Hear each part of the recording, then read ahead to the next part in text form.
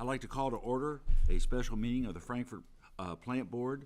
It's Tuesday, May 31st, 2022 at 1 o'clock. The purpose of today's meeting is twofold. The first is to conduct a public hearing regarding proposed water rate increases, and the second would be for a work session regarding the budget for the Frankfurt Plant Board for the fiscal year beginning July 1st of this year through June 30th next year. And there may be possibly one action item depending on what we adopt in terms of a salary adjustments for this next year. So with that, Madam Secretary, would you call the roll? Member DeLong? Here. Member Cuban? Here. Member Mason? Here. Member Snyder? Here. Member Dutton Mitchell? Here. We have a quorum, and so we can proceed with business. First item would be to conduct the public hearing. I'll turn it over to John Snyder, the Vice Chair. Thank you, Mr. Chairman. This hearing will come to order. My name is John Snyder. I've been requested by the board to conduct this hearing. With me today are board members and staff of the Frankfurt Electric and Water Plant Board. We are here to receive comments regarding the proposed water rate increase effective July 1st, 2022. This public hearing was advertised in accordance with the regulations for public notification and appeared in the weekend, May 21st, 22nd, 2022 edition of the State Journal newspaper. To conduct this hearing in an organized fashion, we've asked anyone wishing to comment register via an email with Kathy Poe or Kathy Lindsay. And this hearing will be conducted informally and voluntarily by the Plant Board in order to accept comments on the above item. Both oral and written comments will be accepted. Any and all persons present who wish to make a statement will be afforded the opportunity to do so. If you have a written statement to accompany your oral presentation, a copy of the written statement should be provided to the board prior to your presentation. Oral presentation should be limited no more than 3 minutes, and if necessary, I will interrupt and request the presentation be completed due to this time limit. I may ask questions of any person presenting oral comments when necessary to clarify the nature or substance of the comments. The board reserves the right to answer questions at a later date. It is the job of the board to fairly consider various points of views and information. We want public input and involvement, and I hope you do not find our standard procedures restrictive. Any additional oral comments or written comments will be accepted and considered if they are submitted no later than the end of normal business hours, Monday, June 20th, 2022. To submit a statement, please contact FPB at our main number at 352-4372 or on our website at www.fpb.cc. Before we open the floor for comments, and I see we have one person here who may want to comment. David Denton, will you please provide a summary of the details? Yes, Mr. Snyder, sure will.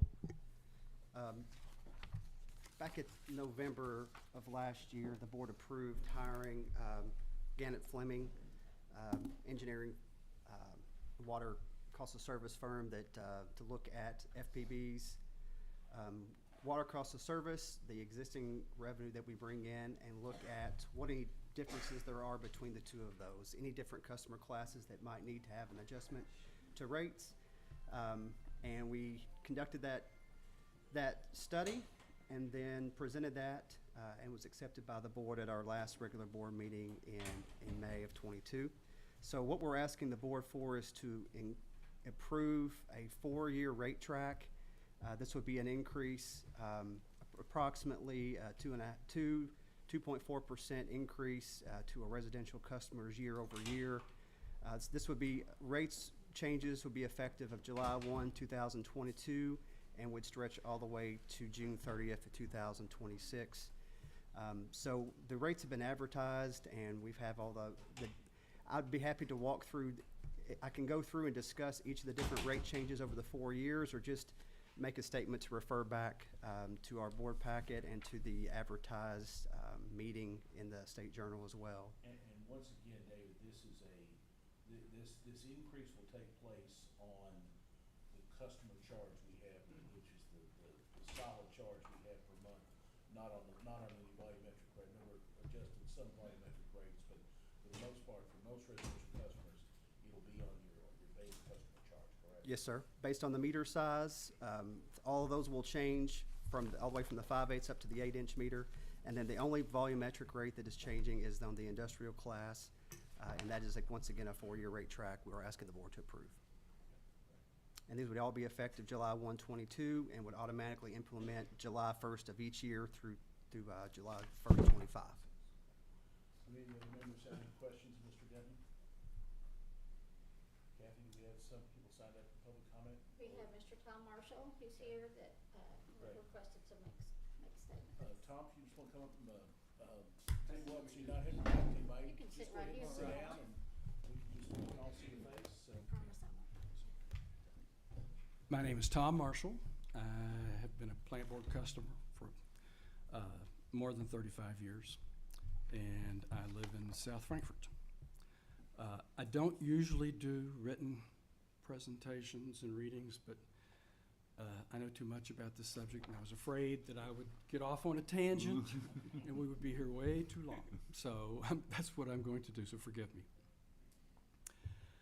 After reviewing the May 16th meeting presentation of the cost of service study, I will limit my comments today to 3 issues that were touched upon in your prior discussion: rate design, cost drivers that result in the need to increase rates, and comparison of rates. Which are the appropriate comparisons? Rate design. Your consultant told you, we got a cost of service study, we look at the costs that have to be factored in, and also there's rate design. There was very little discussion, as I recall, of rate design. It was mostly about these are the components that have to be factored into what the rate is going to be. Rate design is an opportunity for you to reach out a little beyond doing a simple calculation. Rate design deserves more of your attention. Rates are not always a simple calculation of numbers in and numbers out for an entire class, especially for the residential class of customers. There is a AWWA manual, the American Water Works Association of America. It's called the M1. It is the Bible. I'm sure a lot of people in here know all about it in terms of what municipals and others use, and I will leave that here. This is just a single page out of the M1, which is all about water rates and how you allocate those rates. But in there, when it comes to, and I took this from a site that is placed on the internet by the University of North Carolina. They have a group that looks at finances in as regards utilities and environmental. And it says, according to the M1, the cost of water rates and charges should be recovered from classes of customers in proportion to the cost of serving those customers. And your consultant told you that. However, other considerations may be equally or more important in determining rates and charges and may better reflect emerging objectives of the utility or the community it serves. And pricing policies may support a community's social, economic, political, and environmental concerns. So it's more than just what are the components of rates and we come up, or should, or could be, it depends on how you want to do it.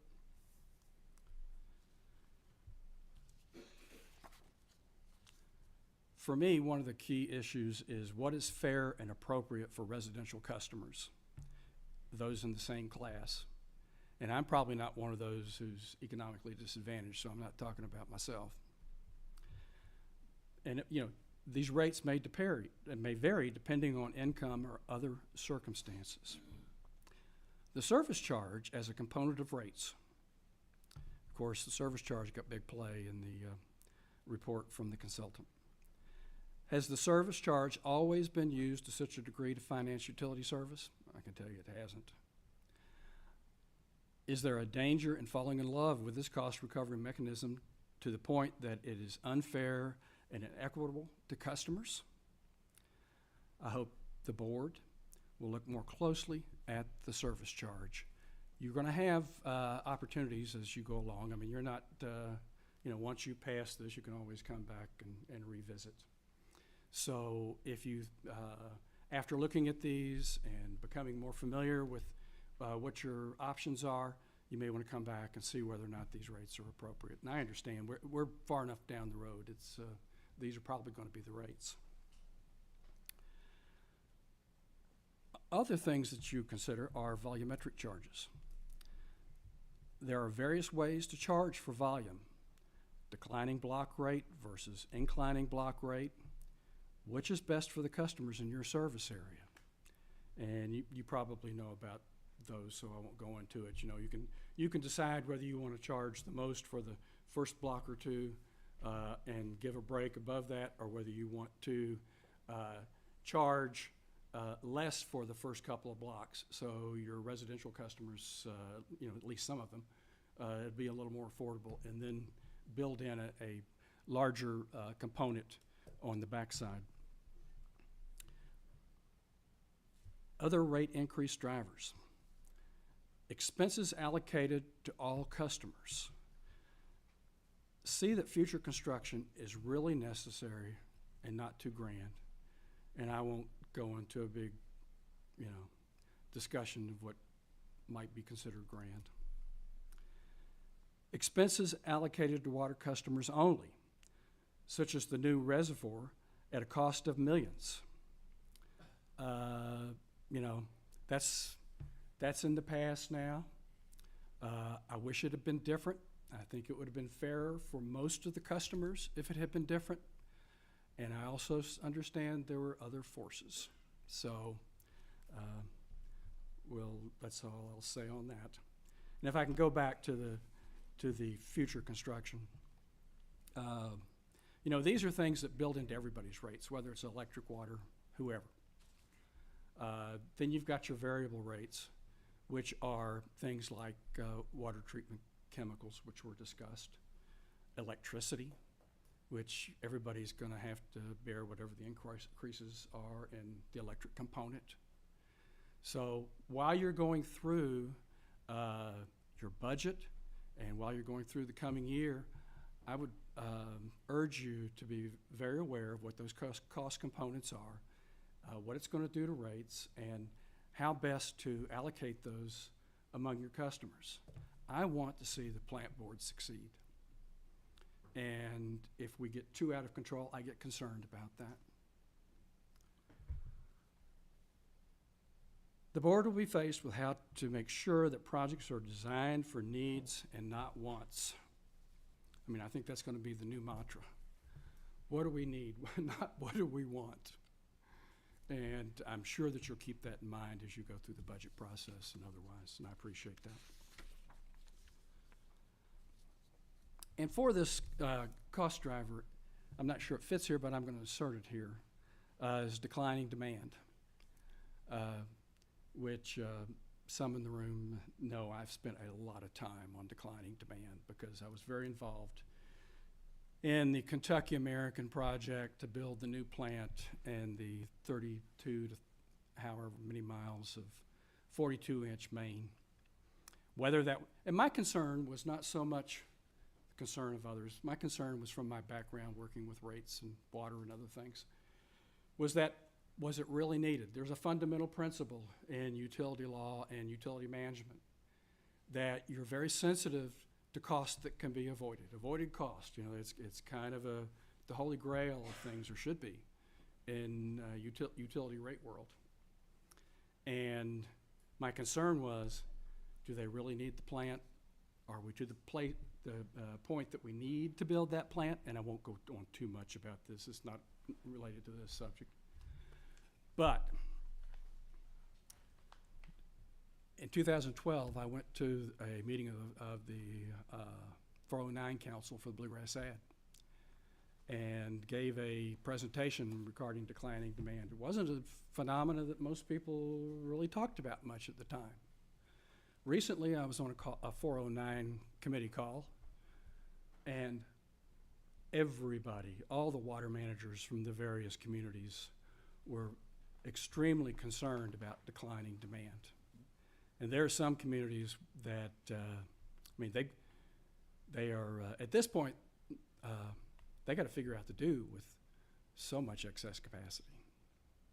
Now, the municipals, to their credit, are sensitive to their customers.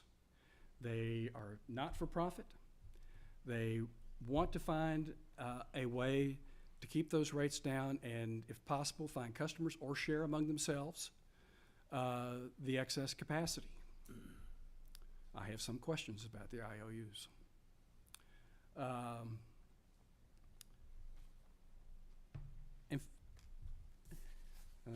Do I have it? Yeah. I went to the trouble of looking at all the Public Service Commission annual reports for Kentucky American. It's really eye-opening. Hope to share that with some people. For example, let's go back to 2007, which was the year that they filed the rate case, and this has to do with declining demand. The peak day in 2007, according to their annual report, was 64.3 million gallons. And I'm sure you know about peak day, max day demand.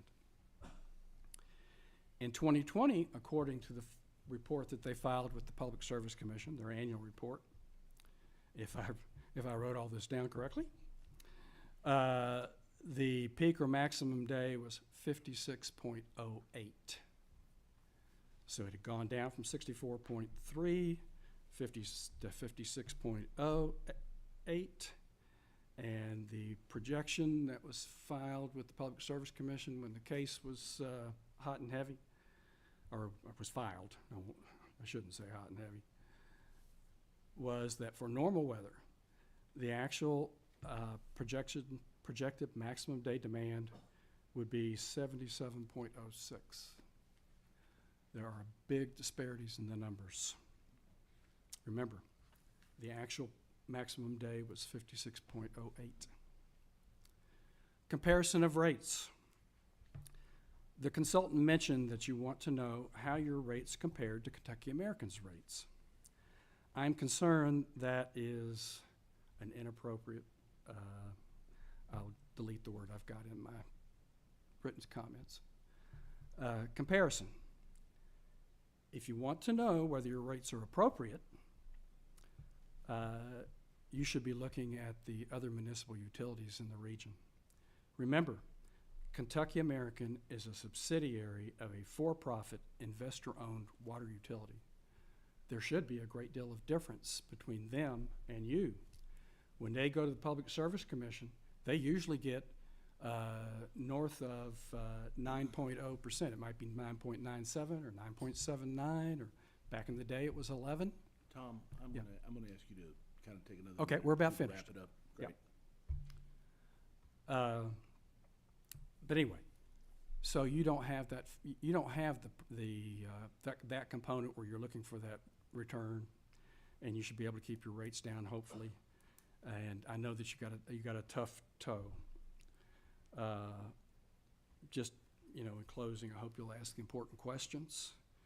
Seriously consider whether there are changes in rate design or otherwise that would lessen the consequences of future rate increases. Thank you. Does any members have any comments or any questions, Mr. Marshall?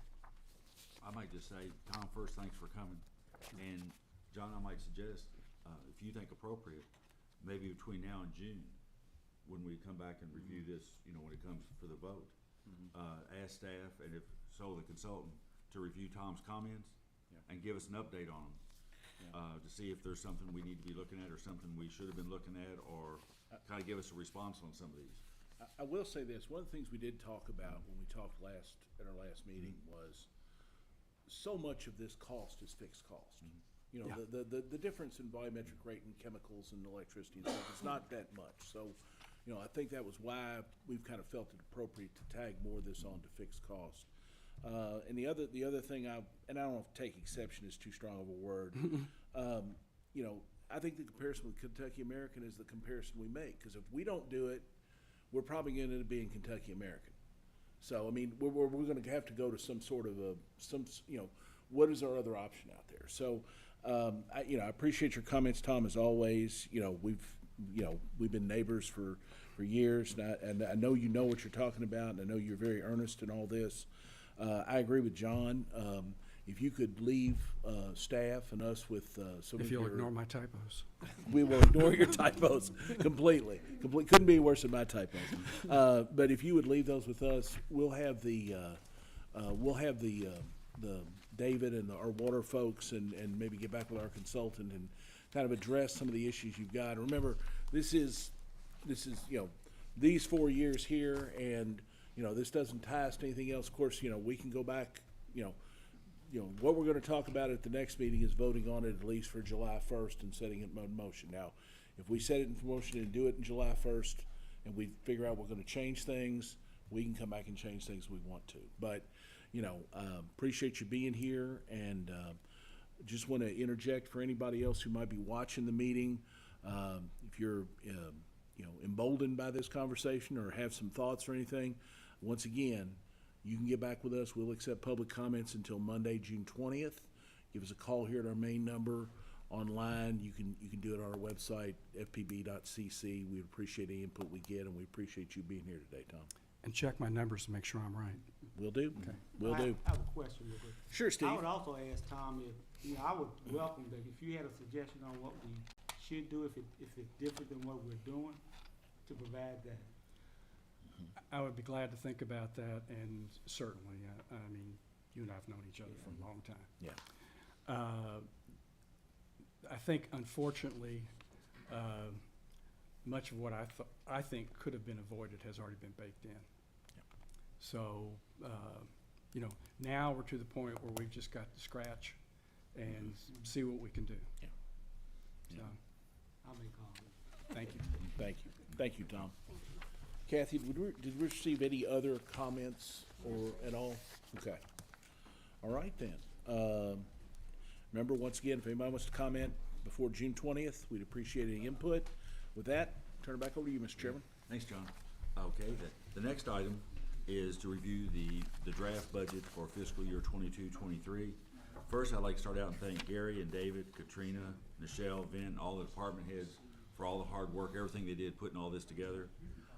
It's a $100 million plus budget. It affects this entire community, every single person, residential, commercial, big business, small business.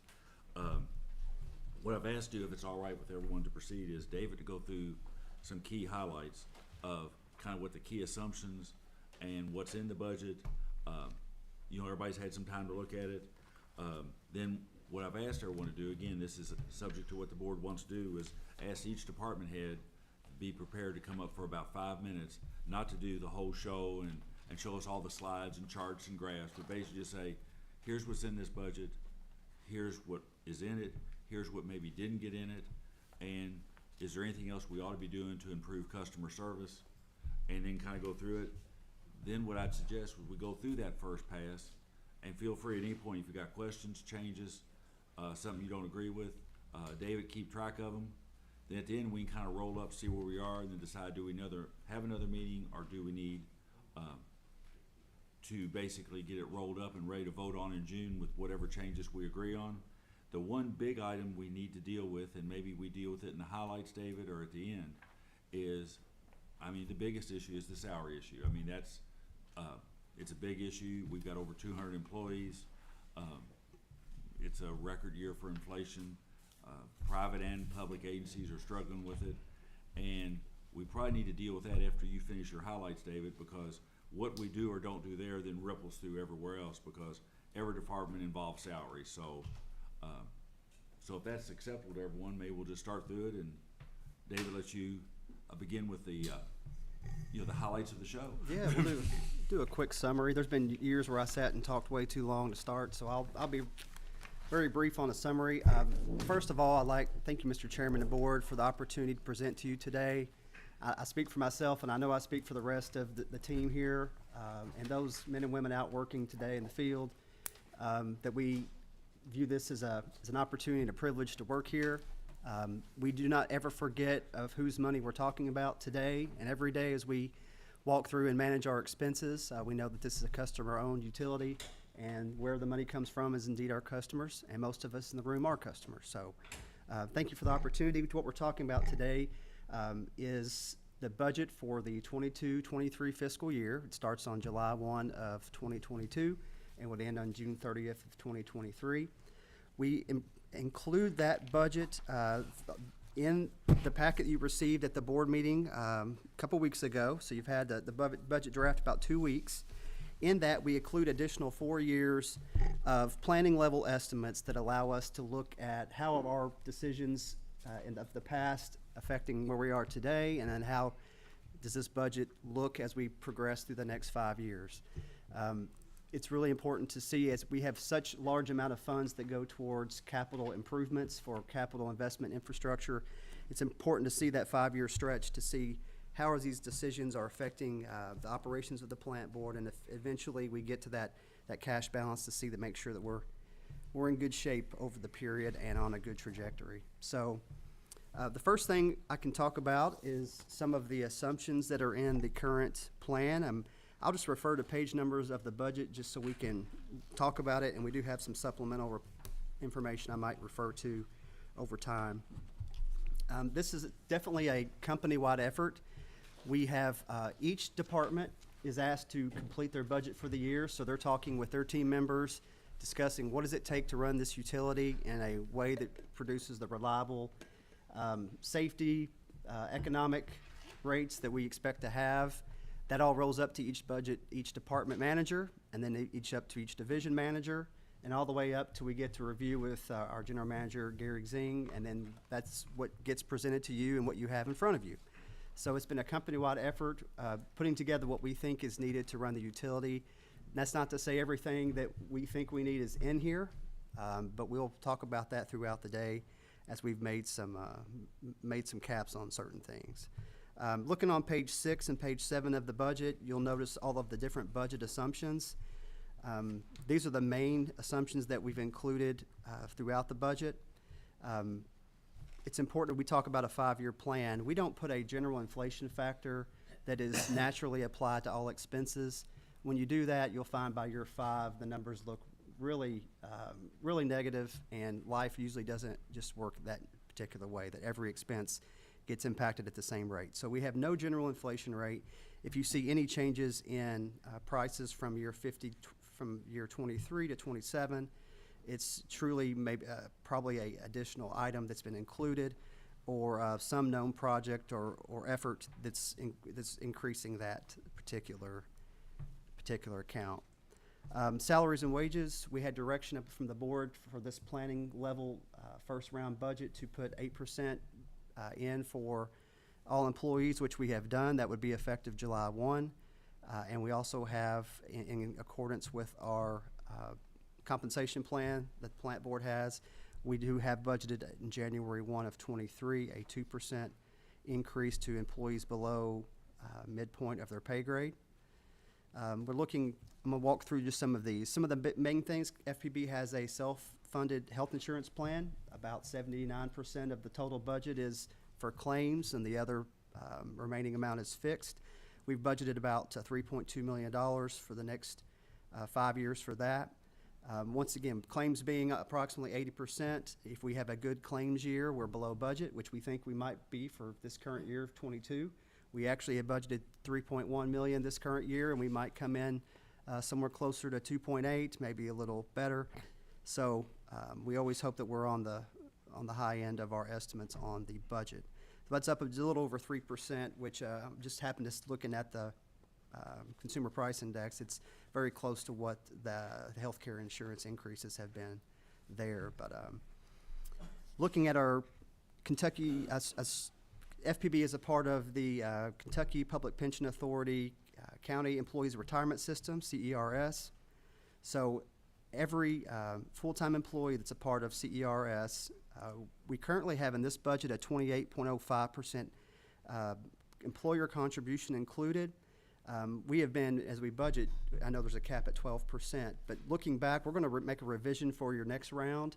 The actual 22-23 rate that's been approved by legislature, I believe, is 26.79. So we'll increase that amount. That'll have about a $200,000 decrease in the pension cost year over year that you'll see in the next round. And is that the new rate lock going That's forward? That's the new approved rate. Subject to any Right.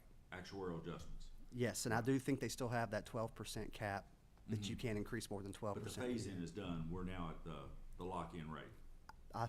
For this next year, I know it's 26.79, and we'll budget that the next 5 and keep that flat.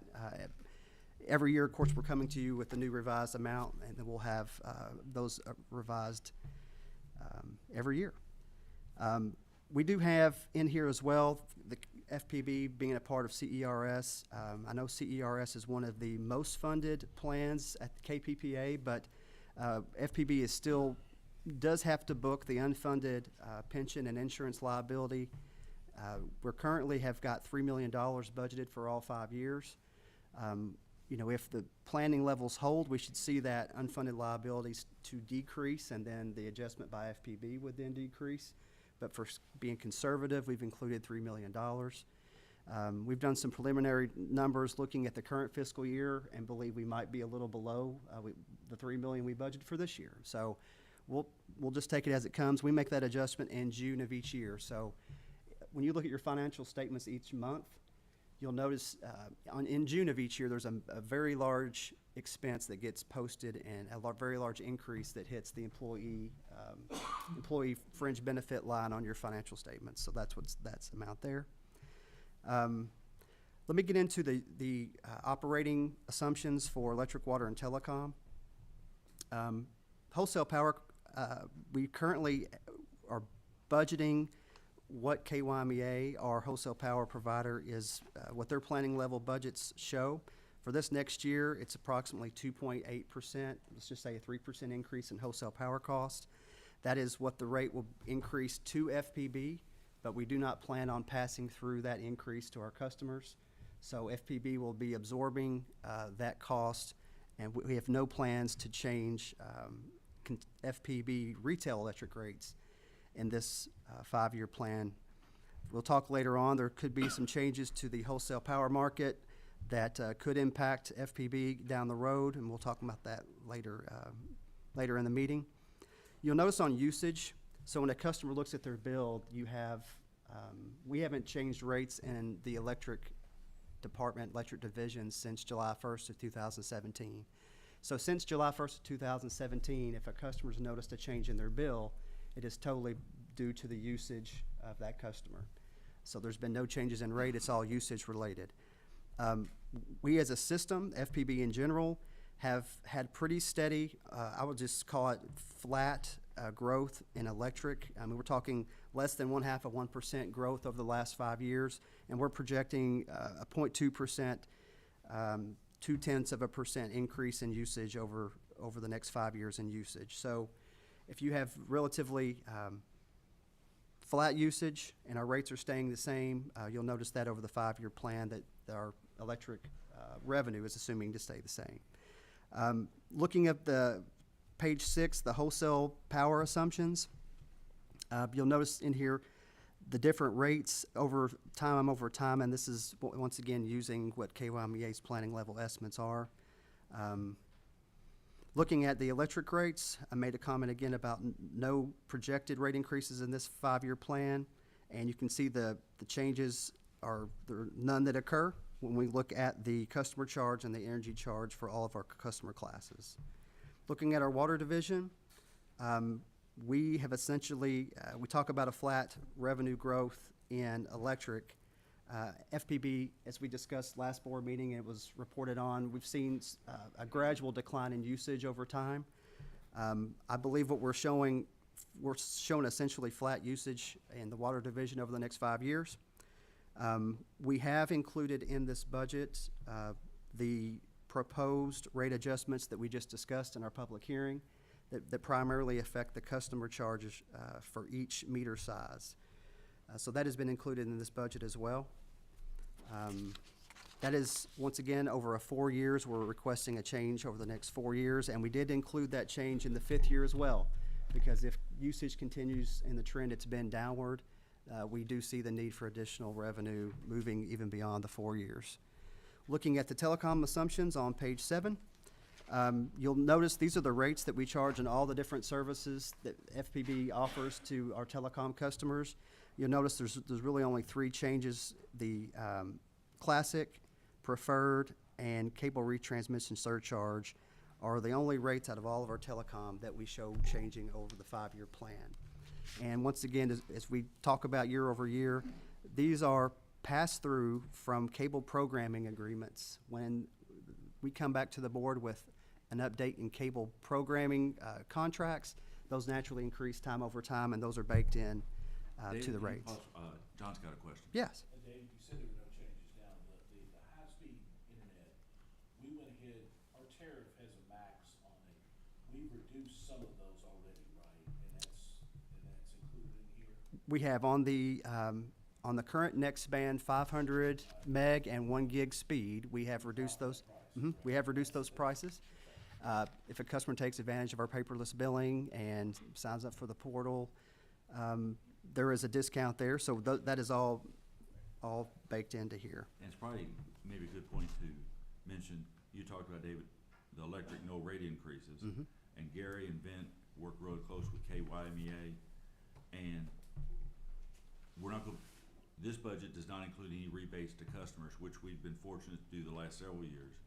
But we're also avoiding that a lot of utilities are giving 5, 10, 15% rate increases, and there'll be no rate increase to customers. So it's unfortunate that this budget in front of us doesn't give us the option to do the rebates, but it's also good for customers that they're not gonna see any rate increases this year, and that's not the case in most utilities. Yes, sir. No, you're absolutely right. Over the last 3 years, we've been very fortunate with the switch in wholesale power.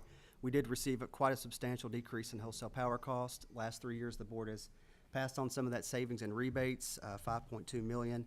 But with trending upward, our wholesale power cost, no doubt, is going to be going up, we believe, year over year. It's going to be eating into those margins, and we need to use whatever excess margin we have to invest back into large capital projects with electric. So we're able to absorb those, at least in this 5-year plan as we show, if everything holds as we assume. But I think it's something we're very happy to report. A lot of companies have been raising rates. We haven't raised ours since July of 1, 2017. So, I'd like to just speak briefly about the company in general. As Mr. Cubine stated, we're going to bring all the divisions and as we have time, department managers up to discuss their budget. One of the things I know we talked about is giving some of the highlights.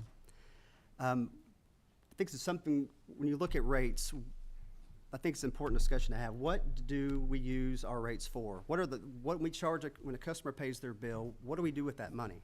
There are 4 main pieces of it, and I think if you keep those 4 main pieces in mind, it really helps the budget make sense, and I think for those watching will help make sense. The first priority of using customer rates is that we must pay the operating and maintenance expense of the utility for us to operate on a daily basis. That's making sure that men and women are here doing their job and everything is up and running 24/7 as it's supposed to. The second piece of that is a lot of money is needed to maintain the infrastructure to run the electric and water telecom utility, safe, reliable service. So the second component is the money we put it back into the system to have it run.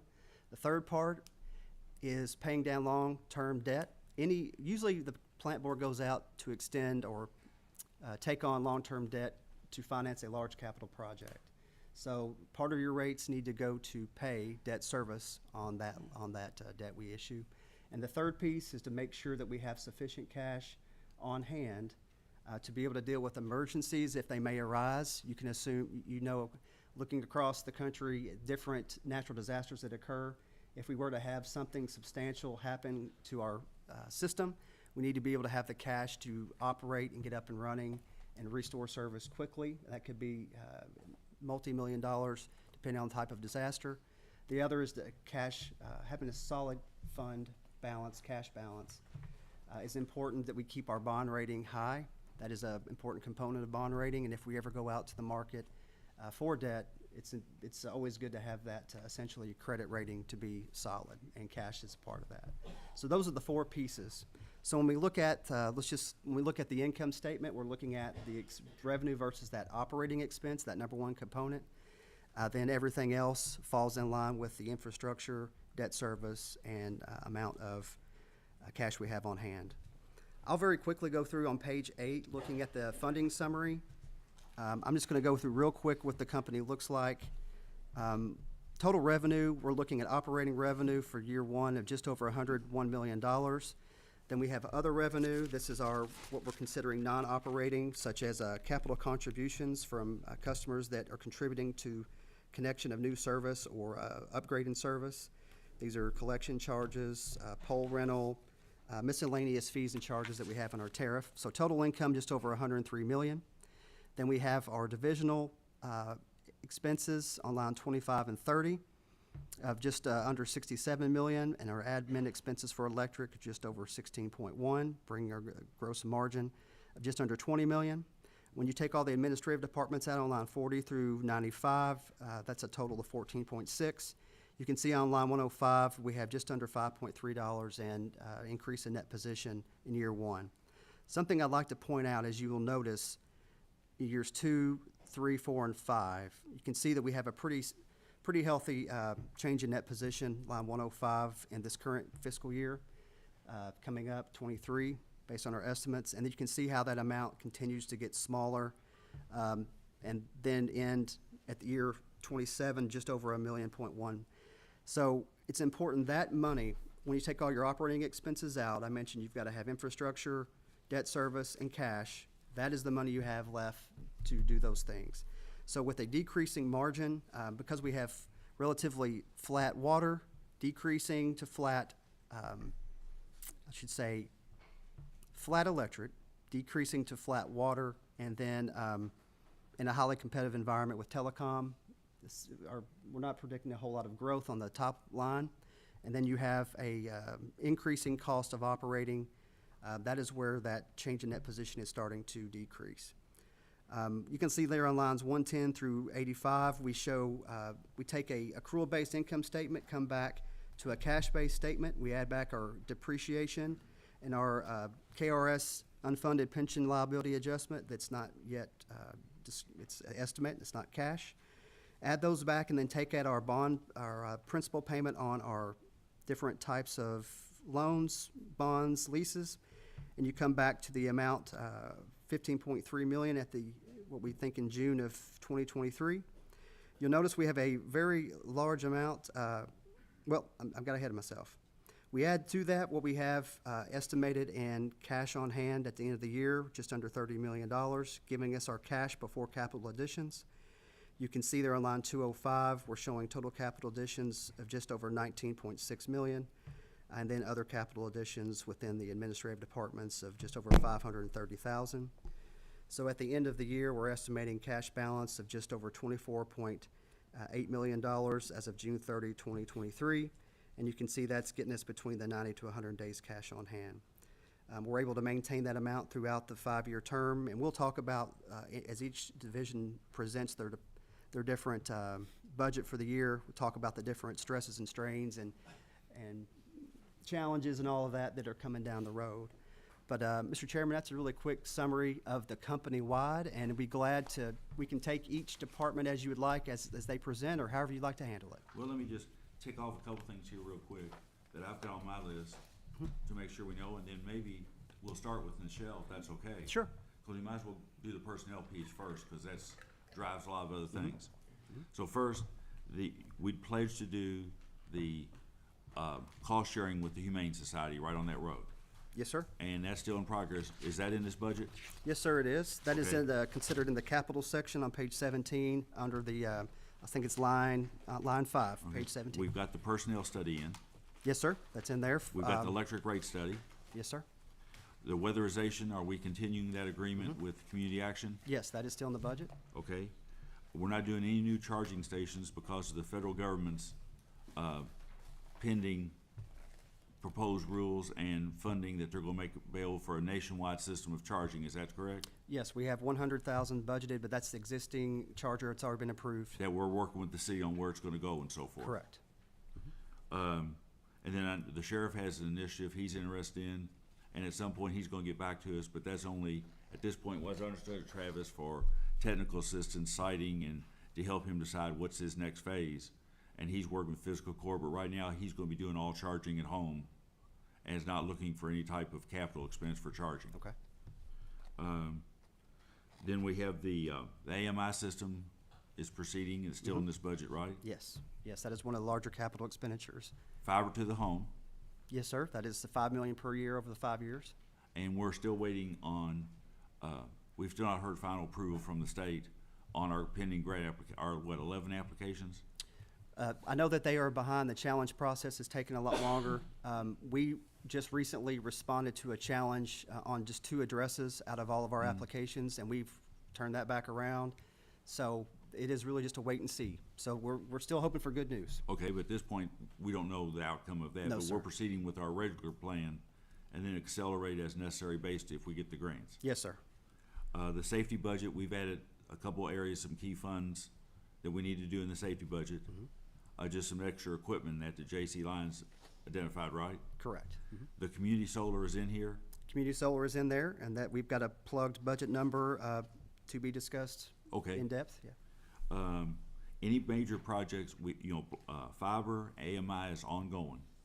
Was there any other and we've got the charging station that we're working with the city on. Other than that, were there any major projects that were budgeted this current year that weren't completed, that the board approved that still need to be, completed?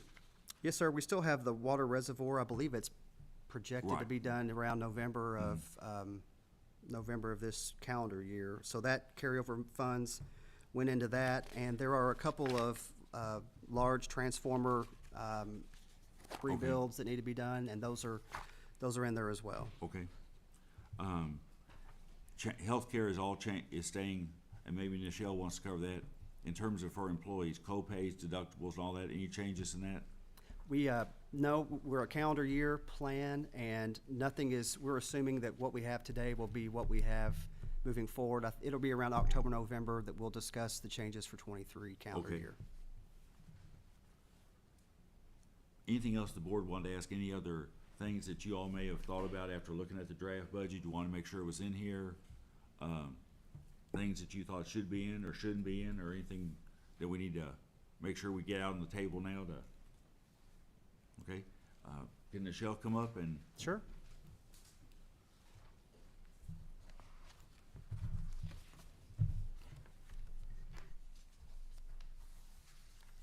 What you doing? You can sit up here if you want.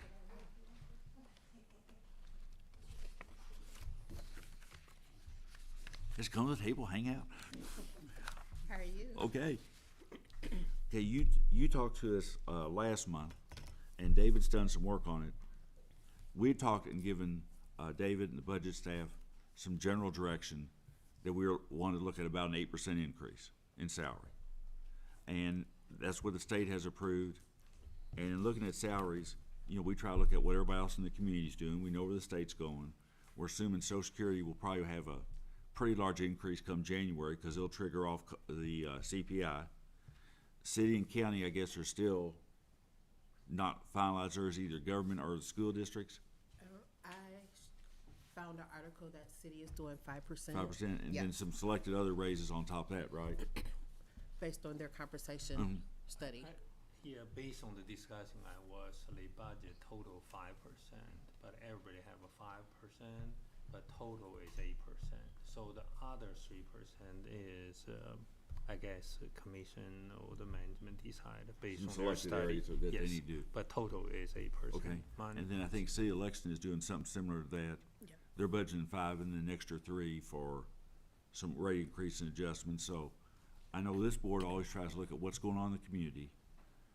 And then just like a lot of other areas in government, we have to be competitive with what is happening in the private sector in the area of IT, telecom, electric and water, because we in fact our employees can go other places if our salaries aren't competitive. So that's kind of, and we use a consulting group to kind of help us go through and identify areas, right? Correct, yes, sir.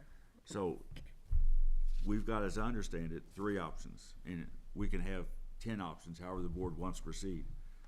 Option A would be, you've identified, Nichelle, about 51 employees whose classification needs to be adjusted. Is that correct? Was it 51? Yes. Okay. I'm looking at option A. Yes, that would be Okay. 51, and that would be if we gave everybody 8%. I don't know what happened there. If we gave everybody 8% up front. No, we did the salary adjustments up front, that would be 51 people. Then did the 8%. That would be one approach. That would be the most expensive way to go but that gives the most employees the maximum. Correct. We could do the 8% first and then do the adjustments for people below the new minimums.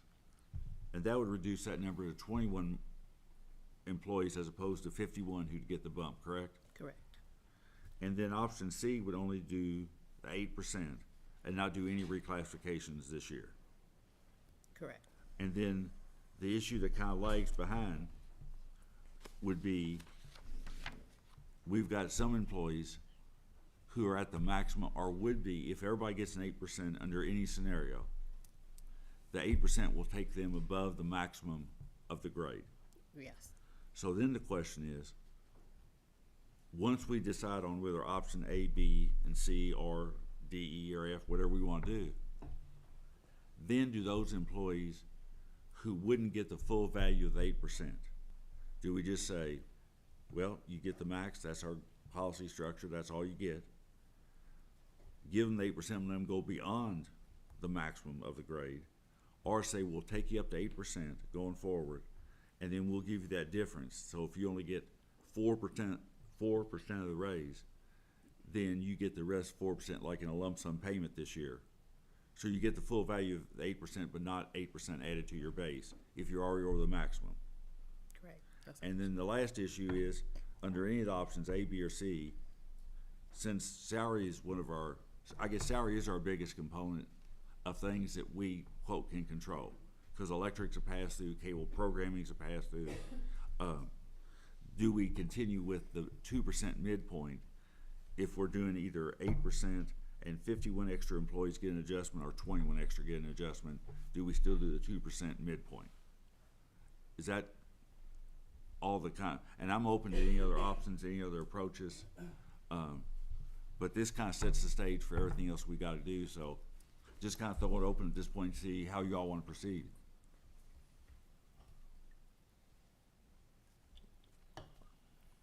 Well, I guess I'm gonna say, I'm for the simplistic 8% across the board to everyone.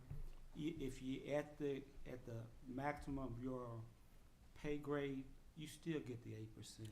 Even if it takes you beyond the maximum? Even if it takes you beyond the maximum, everybody gets an 8% pay raise. Mm-hmm. And that's the most simplistic way. It takes out the problem with the compressing of salaries and all those things, and no 2% at January. Okay, and no reclassifications. No reclassification. 8% straight, 8% pay rate. So you'd be looking at basically option C to everyone. 8% across the board, 8% across the board. regardless of your everyone- max. Regardless of your max. Okay? Any other? I think the only issue I'd have with that is, I think if you do the 8%, Steve, you're still gonna have 21 people that are below, my understanding of this is, they're gonna be below what we say the minimum salary for that job grade is. Well, if we went with what Steve's talking about, we just wouldn't do the reclasses, right? We just Right. leave the Right. pay We wouldn't do the schedule reclass where at it all. is. Right. Okay. So if you just do the 8% across the board, we're not moving the salary structure, so they're already where they need to be. So they'll just receive the 8%.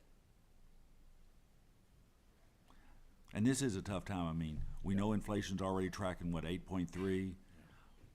Today they announced, it was on CNN, that they think this could be a record week for gasoline prices. It could go again. I mean, it doesn't appear any end in sight. I mean, I know the Fed is trying to slow it down, but they're not having a lot of luck right now, so.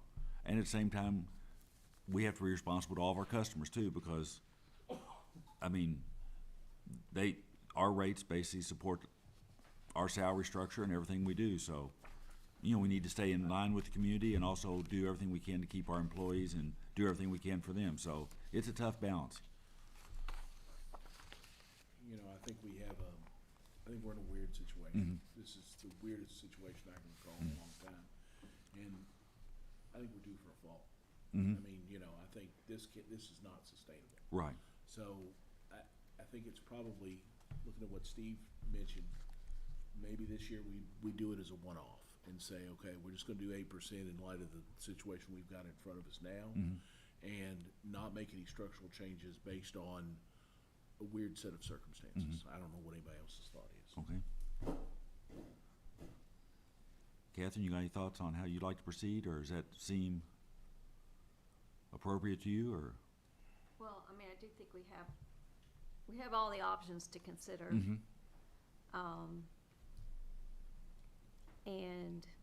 And really, I mean, the main goal is that everybody's compensated fairly, and selfishly, so they'll stay. Yes.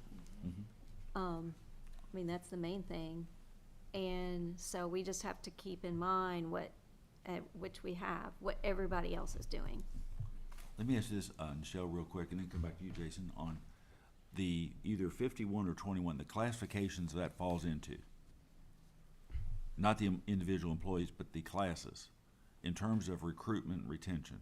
And mainly that's a recruitment issue, because if you change the new minimum, that becomes a recruitment issue. What are those classifications?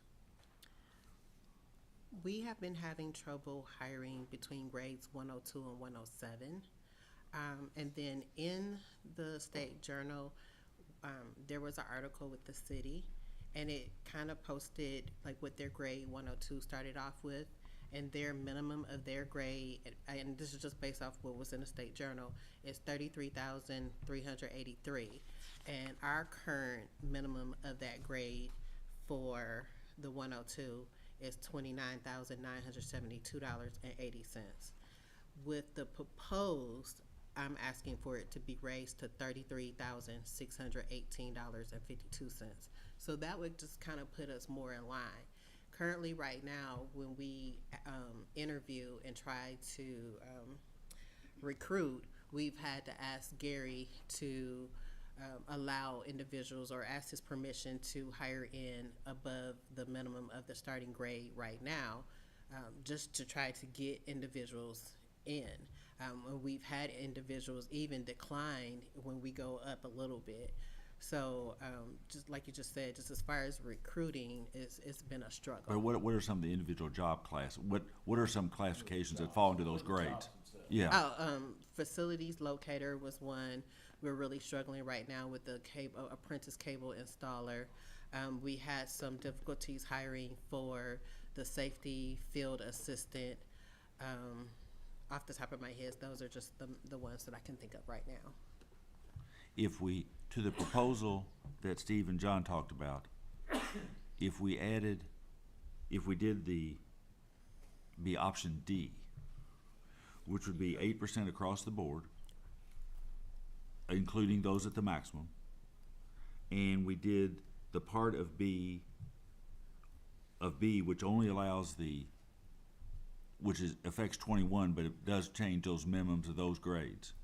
Basically, the 21, what does that 21 additional employee option cost? So you're saying do option D, but then A new option D, yes.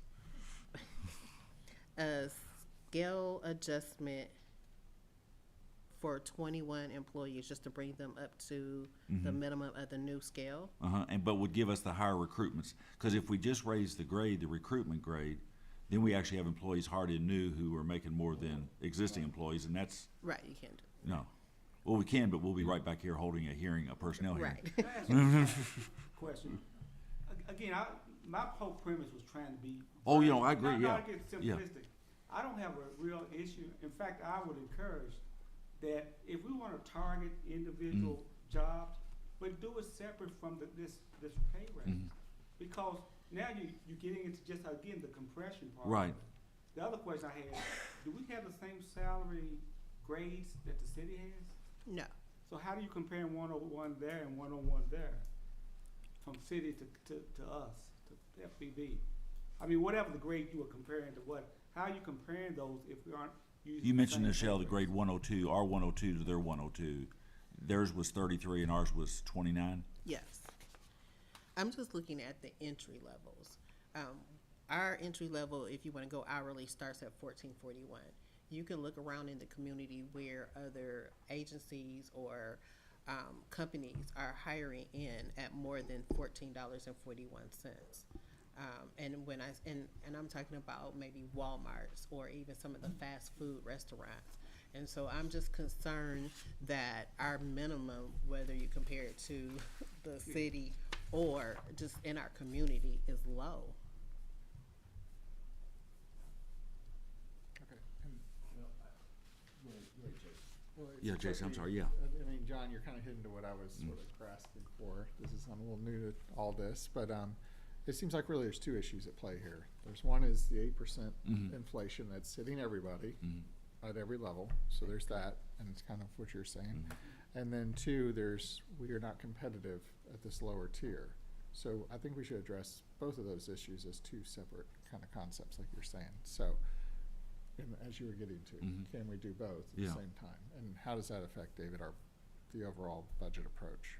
So trying to affect those 21 most extreme sort of entry-level positions to make sure they're at the right, and then 8% across the board to everybody. The way the budget in front of you now is, on the bottom of page 16, you can see how we've got the base, and then we have two positions in telecom that do have some commission-based. And then you can see the overtime that's there at the base. And then you can see the column, the COLA at 8%, $1,080,000.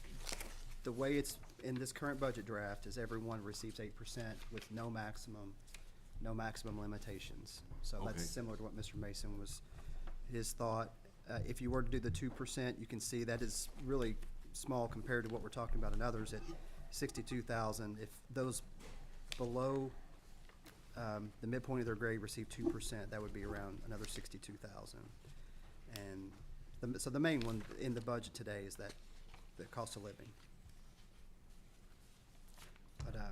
But we can always change this up the way that everyone wants to go forward, or things that we can get a agreement on. We can make sure that goes into the next draft. What would be the cost though of those, if we did what Steve has, we're an option D here. I think it's We've got a lot of alphabet option left. E, right? D. I think we're on to E now. Oh, we're now on E, okay. These are- We got a lot of alphabet left, so, we got 8% across the board to everyone, including those at the maximum will still get 8% to their salary in their base. No 2%. And we're down to the last issue, whether we do it as a separate motion or part of this, or a directive, however y'all wanna do it, is for those grades 102 through 107. That's what you're talking about, Nichelle? Yes. And those have a, 102 starts at $14.41 and 107 starts at $20.27. Correct. If we did the 8% first, all those people get a raise automatically, who are already employed. Correct. And then would the new grades move up 8%? No. So these grades would stay the same, but everybody currently employed in any of these grades get their raise. So they'll just get the 8% raise. Right. Right. So then, I guess the last issue is, for these, like, what would that's what the figure I talked about before, what does it cost just for those 21 employees? By doing it, we're basically doing like option B talked about, we're gonna do the 8% first, then those 21, what's the cost of that? Is it that 16? Yes. $16,821. But I just want to make sure I'm understanding. Are you proposing to just I change? couldn't possibly be confusing, could I? Are you proposing just to move grades 102 through 107, or are you still okay with moving the whole salary scale structure? Let me ask a question to maybe clarify. Okay. These 21 employees, are they all in grades 102 to 107? No. Okay. Okay. No. So I think I've answered, I think this is the answer to the question. I think Michelle's the biggest problem, the way I understand Michelle just said, was it really hits home in 102 to 107. But we're not in a position where if we take these, if we just increase 102 to 107, then you're gonna compress everything else. Right. We can't just increase 102 to 107. Because in 107, we'll run into 108. We'll run away. Yeah. So, and, you know, if the cost of 21 employees is 16K, you know, I don't even know why we're still having this discussion. I mean, I would go ahead and do it and just, you know, if that solves our hiring problem, Or recruitment, yeah. our recruitment problem, then I'm all for it. If that 16K number is what gets these 21 employees who would not be up to the new standard, up to the minimum of the new standard, I'm all for it. But again, I'm not really disagreeing with what Yeah. you're saying. Oh, no, I understand. But what I'm saying is, our exercise today would be the 8% across the Yes. board. Yes. Subsequent meeting could be next meeting and Yes. address the classifications that Yes. we're being stressed in. I'm fine with And that. that's Okay. separate from just this I'm exercise. absolutely fine with that. I'm absolutely fine with that. And I think they both need to be addressed, but like I said, you're right. I think 8% is the 8% is a true budget item. And the adjustment is a administrative question that has some budget implications, but it's not, I don't think it's part of the budget discussion today. If we wanna bring it, I think we need to put that on the agenda in June, at our regular June meeting, and go ahead and decide to adopt, if we're gonna adopt these new pay grades, go ahead and adopt these new pay grades. And I've got one other question while we're here. Michelle, you know, I know, you know, if we're not paying as much as Walmart, that's one thing. But if somebody actually gets a job offer from Walmart and gets a job offer from us, are they not gonna look at the health insurance we provide and everything else we provide? I mean, to me, that's a no-brainer. Now, I know a lot of young people don't look at health insurance and stuff like that, but, you know, you've got a lot of people who will, and I didn't know if that was something that, you know, and it's one thing if you're making less money, I understand, but if we can get up to the parity, does that solve a lot of our recruitment problems, you think, or not, or help? I would hope that it would help, and it's just, I feel like our employees take pride in their jobs. Yeah. Oh, And yeah. so you have our cashiers, you know, and they make what they make, Right. and then they look over and fast food. So I understand, you know, it's not apples to apples when you talk about benefits, I understand. but, Okay. Okay, just first time I've been through this, so, Yes, sir. there seems to be three things here. There's this larger tier approach that you can start to run into compression issues if you start to shift tiers. Maybe I'm using the wrong term. Then there's these individual 21 positions. To be more competitive, we can do salary raises. And then, of course, there's the 8% across the board.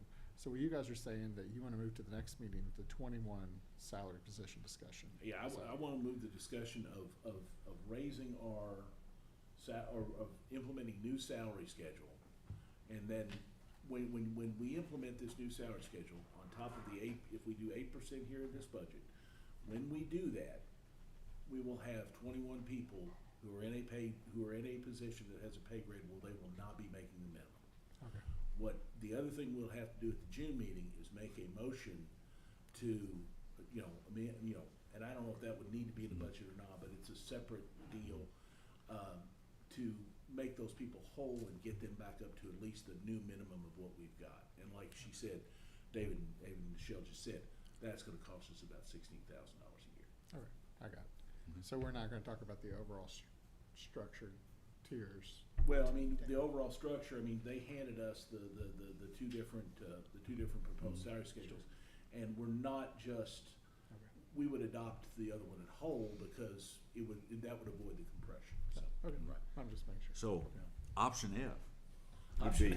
option F would be 8% across the board to everyone, no 2%, and everybody gets the full max, and then directing Michelle at the June or no later than July meeting to bring us back a revised salary schedule that addresses the key issues that you've talked about in terms of some of those classifications we need to deal with, and for a way to address those in positions where we're least competitive salary-wise. Is that fair?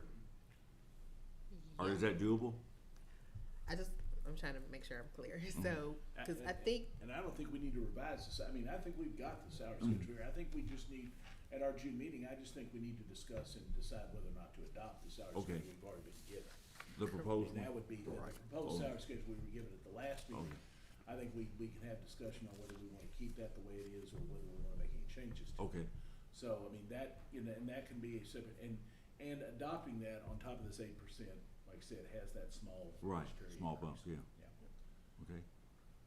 And this would also include, option F would also include no mid-year 2% Right, adjustment yes. for those under the midpoint. Mhm. And everybody gets the full 8, Yes. regardless of how close they are to the max. Yes. I would, Steve? I would be fine with that. Make the motion. Do we need to make do we need to make a motion at this point, or at the end after we go through everything? Or since this is definitely, we have an action item on the agenda, I think you can make the motion now while it's still, fresh? clear and everybody's, I've been tracking along where option F sounds like what everybody settled on Yes. here, so we can make that motion now and preserve it for the record. Okay. And then move forward with the rest of the discussion if that's what the board would like to Okay. do. So I have a motion for option F? Have a motion, do we have a second? Second? Do we have any further discussion? If not, all those in favor say aye. Aye. Those opposed? We've adopted that. Nichelle, while you're here, you wanna go and do your department? Yes, sir.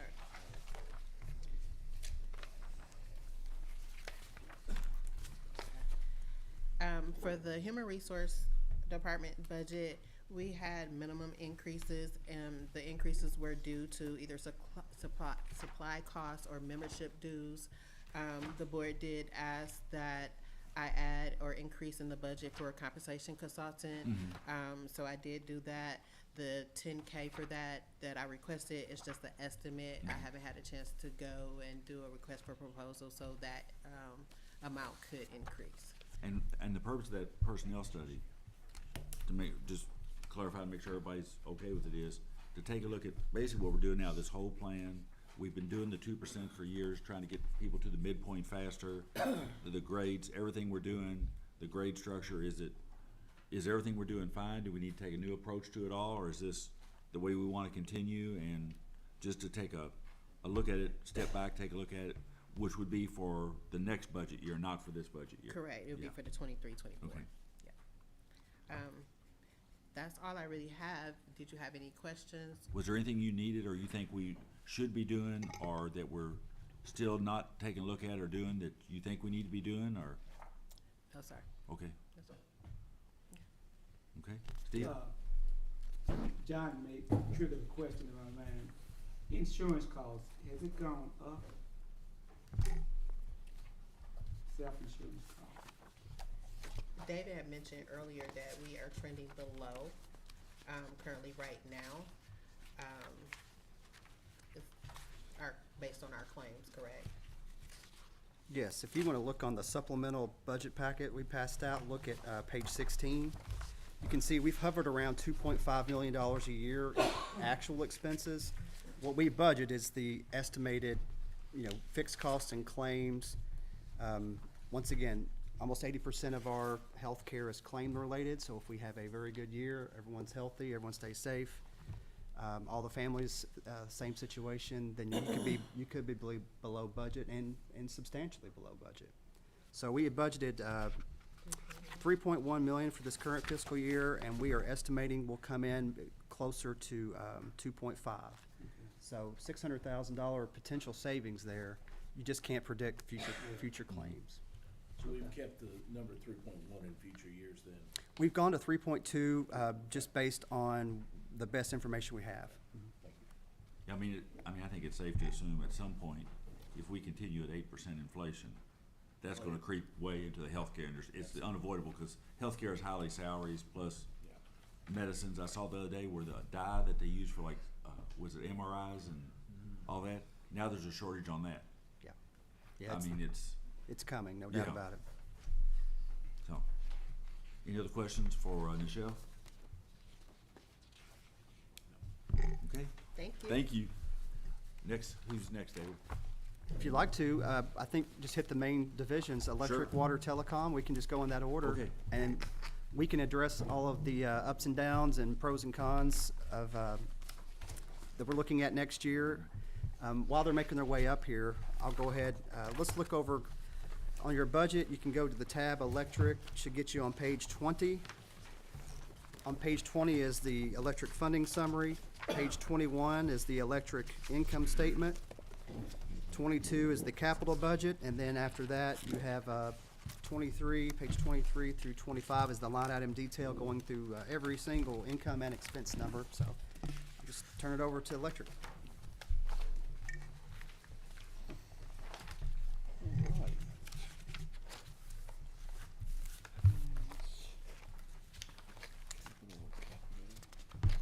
Tell you, before you get started, Scott, let me get some of the, we talk about look at the big picture before we get into some of the details.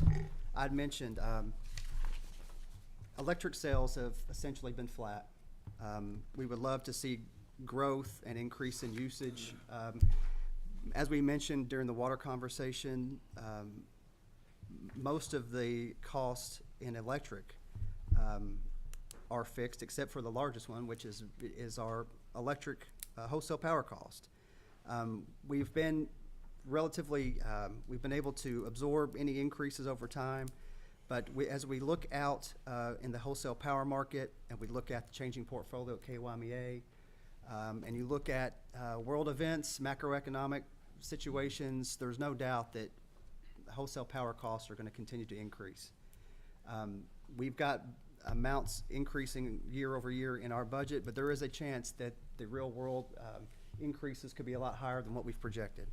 If that were to be the case, with wholesale power being 40% of the whole company-wide budget, we could see a need to change rates or have a rate adjustment before this 5-year plan were to be up. So overall, we've kept costs contained very well within electric. Wholesale power is the one that we're keeping our eye on. And of course, we have some very large capital projects that we need to have cash to fund. But if I had to sum it all up, I think we just keep our eye on wholesale power costs and hope that they stay in line with our budgeted amounts. But One thing, Yes, go on, Gary. excuse me. Actually, I want to add a little more since we stay not discussing KYMEA cost. I think KYMEA, since most of their contract is a long-term secure contract and not all depends on market. But just in case, I give you example, if we have ride based on market, if that's the case, we are not. You can say the cost will be more than doubled since the last year we talked about here. But that's also reflect the natural gas price from $2 become $7 today. But I mean, I'm trying to say more than 55% energy in this country is produced by natural gas. So when gas from $2 to $7, there's a significant impact to everybody. Their second part is coal price also more than doubled since last year. If you say the GEE node, which is the most power KYMEA all the member took, if they don't take from the contract, it will be the MISO nearest us, just cross river from Louisville. And that round the clock is actually from high 20 become 65 today. And there are some also indicated some the summer or winter peak round the clock. I heard some of the people have a generation facility. They sold as $150 to $180 round the clock on the peaking summer or winter time. All I'm trying to say, relatively speaking, if today we base on market, our $45 million cost of 43 will become 80 to 90 million. That will be significant. You know, I know we did a public hearing. We don't like the result is the increased cost, reduce revenue on the water. We might have to, consider hike that. Nobody happy to say that. But if you look at a revenue perspective, we talk about a little over 200,000 that part. The potential cost on the wholesale could be tens of millions. So I'm trying to say is that you give us direction to hold the cost as a study of the electrical could be significant impact to our customer. You know, the plan board keep at me today is try the best they can to hold that price. But I'm just wanting you to know the real picture is there. How long they keep at me currently this year they propose 15% increase, and they're going to use the cash. But how long this whole thing can change? Hopefully the world can change, the market price, you know, from the natural gas coal can stabilize or relatively come down. Then in the future we can have a less impact to the business. But if it's not, in front of us could be a pretty rainy and cloudy day. That's the only things I But like for this to year, say. our customers, Currently this year, we are not looking for retail any rate increase. from our electric customers. Yes. No, and none in this 5-year plan. What we have budgeted for wholesale power costs, though, we've got 2.8% increase Yeah. predicting 23, going up another 7.4% increase in 24, 1.6 in 25, 3.1 26, 3.5 27. So anything above that, we just want to let the board and those watching know that these are all estimates and Well, I think and the key subject to thing change. is, yeah. just like Gary was saying, is we're benefiting from the KYMEA contracts. We're gonna be able to avoid a rate increase this year, while pretty much most people around us very likely could see an increase. But we're not an island. I mean, sooner or later, that national market is gonna overtake us. And hopefully some of these other factors, the war in Ukraine, I mean, a lot of these things will somehow ease some of these pressures. I mean, I think one of the reasons they said gasoline prices are gonna jump this week is I think Europe has decided further not to take any gasoline from this, which is gonna pressure world supply on gasoline. I mean, not are we affected by what goes on in Kentucky, we're really affected by what goes on in the world, so. Steve? Yeah, I had talked to David and Gary, and I'm not sure if with this talk, I'm not sure whether it's appropriate now, that there might be still a slight savings from KYMEA, and if there is, if we could carve out perhaps 50,000. Let's go and talk about that now. Okay, 50,000 to sit out there as an incentive that we would match anyone giving money up to 50,000 for winterization for people who are. Do you wanna go to weatherization or to Oh, winter care for weatherization. their for people's bills? Well, for people's bills, I would Okay. think. I mean, that would be the more The winter care? effective. It essentially be winter care then? Yeah, I guess that's what it's called. So to encourage our, the FPB would match, take a total of $50,000. We and would match up to match 50,000. dollar for dollar, Dollar up for to dollar. 50,000 total. I know winter Up to care is. 50,000 total or 100,000 total? Well, we would Well, match up to 50,000, so. We'd match up to 50,000 in donations. Okay, but I mean, Yeah. are we putting up 50? We and put the up community- 50, and if the community puts up 50, then it's 100,000. Right, so the winter care program would basically have an additional $100,000. If matched dollar for dollar, it'd be Right. 50,000. And then we got Kathy Lindsay who's gonna convince everybody to join the broadband fund, take that money and then redonate it back to winter care, right? One of the easiest way people can do that is just to sign up for our, to round up their bill. Yeah. All roundup bills go to the winter care program. And that so, roundup would go to Steve's match. yeah, it would. It would. It's a very pretty low utilized program today. A lot of people need it, so, yeah, it's very The easy. roundup really average 50 cents, the maximum Yeah. 99 cents, minimum 1 penny. But add together for 20,000 customers, that can be significant. Right. I would really like encourage every time. I did sign up myself. I would like to encourage Steve, I everybody. think Steve had told everybody this was something he was kinda interested in. Does anybody have any further discussion or comments on it, or? Where was that 50 going at this point? It would just be either coming out existing cash reserves or changing some other budgeted item to take away from the 50. Well, let me It's ask how- you, now here's my understanding that we still have the last remnants of the savings from KYMA, it just wasn't. Enough for the rebate. 1.5 million Yeah, wasn't rebate. 1.6, right. So, the last remnant, I just said take 50,000 of it, probably more than that actually, and Well, we had a reduction in the CERS match rate that Yes. you're gonna build in. Yes. And based on the percent of the company that's electric, that would more than come up with the 50. Yeah. So that could It come would- with what I think we we saved in that CERS employer contribution correct. line. Correct. So we're gonna change the CERS rate. We could add this in and it would just, it'll all flush out to very close to the same. Yeah. Very close. David, those money, the fund received is distributed to the low income, correct? It is definitely based on federal, I have to look at I don't know the exact requirements. but We yes, don't do that, but the agency, Blue Cross, Yes. they Yes, will correct. help us to do. Correct. Okay. Based on a preset determination of income requirements.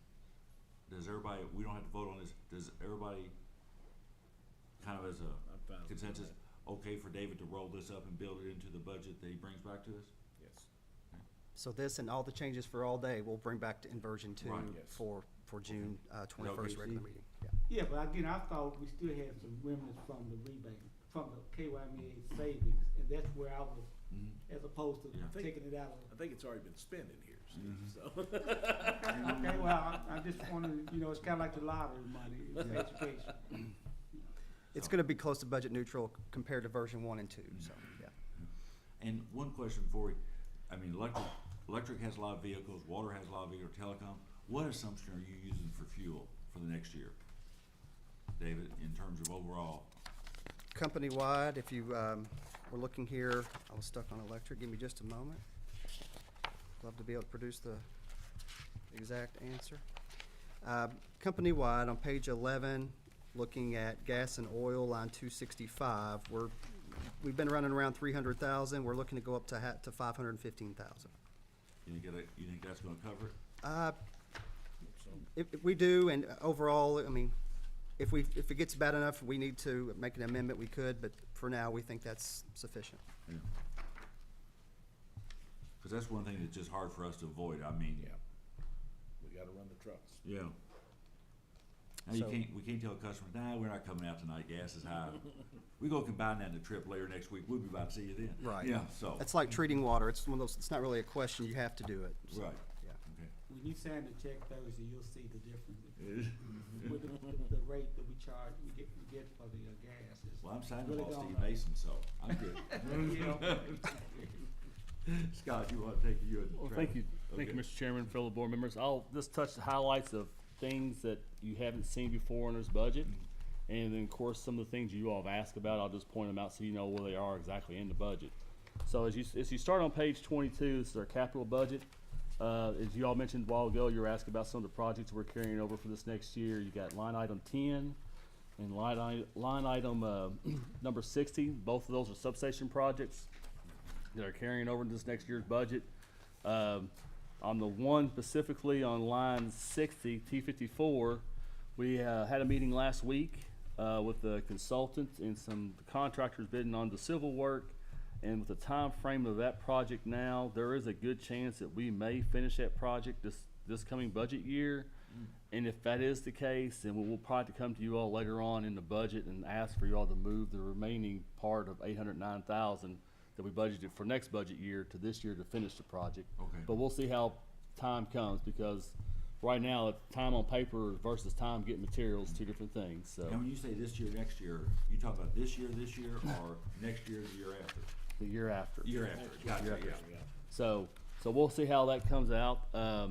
As you look on down there, once again, line 30 is our AMI implementation. You all know that we're not getting meters currently right now. We're hoping by this time next year that we will be back fully stocked, fully implemented into an AMI program. So we have kind of switched the monies around a little bit. We're not spending quite as much money this upcoming budget year. And then the following year out, we're spending more money because we're gonna finish the project then. So you'll see that on line 30.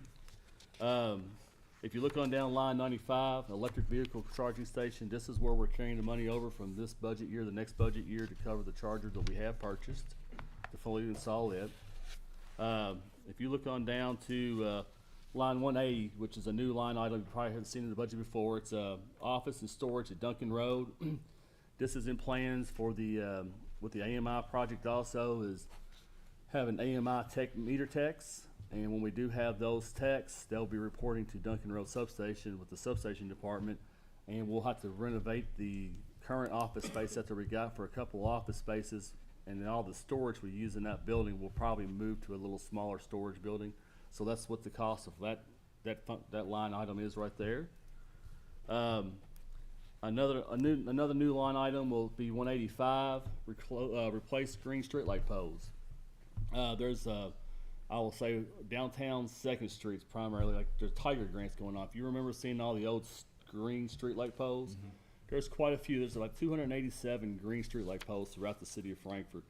They probably range in age from the 1940s up to the 1970s or late 60s. They're all steel. They rust. We've gone through years and years and years of painting them.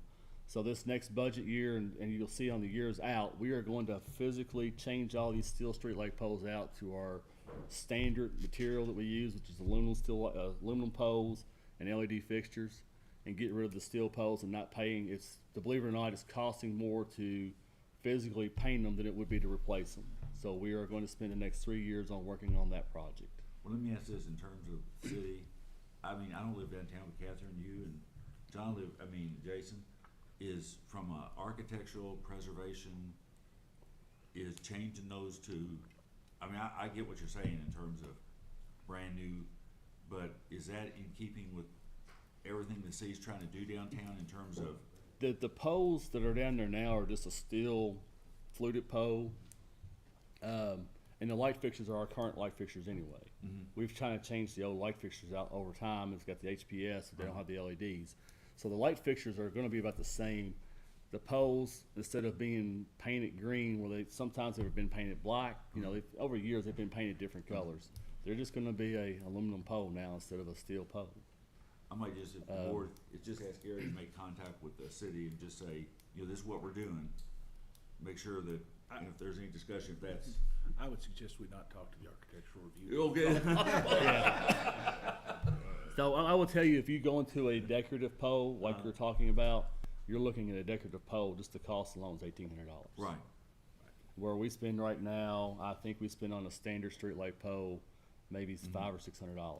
So that's kind of why we're wanting to stay with standard stuff.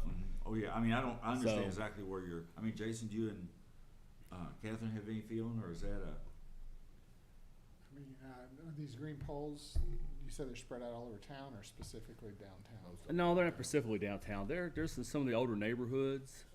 There's a few downtown. I mean, we've been replacing some of these as they've fallen over with the newer poles anyway. It's nothing that we haven't been doing, but with the age, and we've had a couple of them fail here recently in the high winds, and it's time to take them down. Yeah, my architectural point of view is it's very mishmash downtown. We have a lot of different types of poles. Even Second Street, I was noticing they're going with these black new poles, which has a better look to them, but it doesn't match up with everything else. So I think Yeah.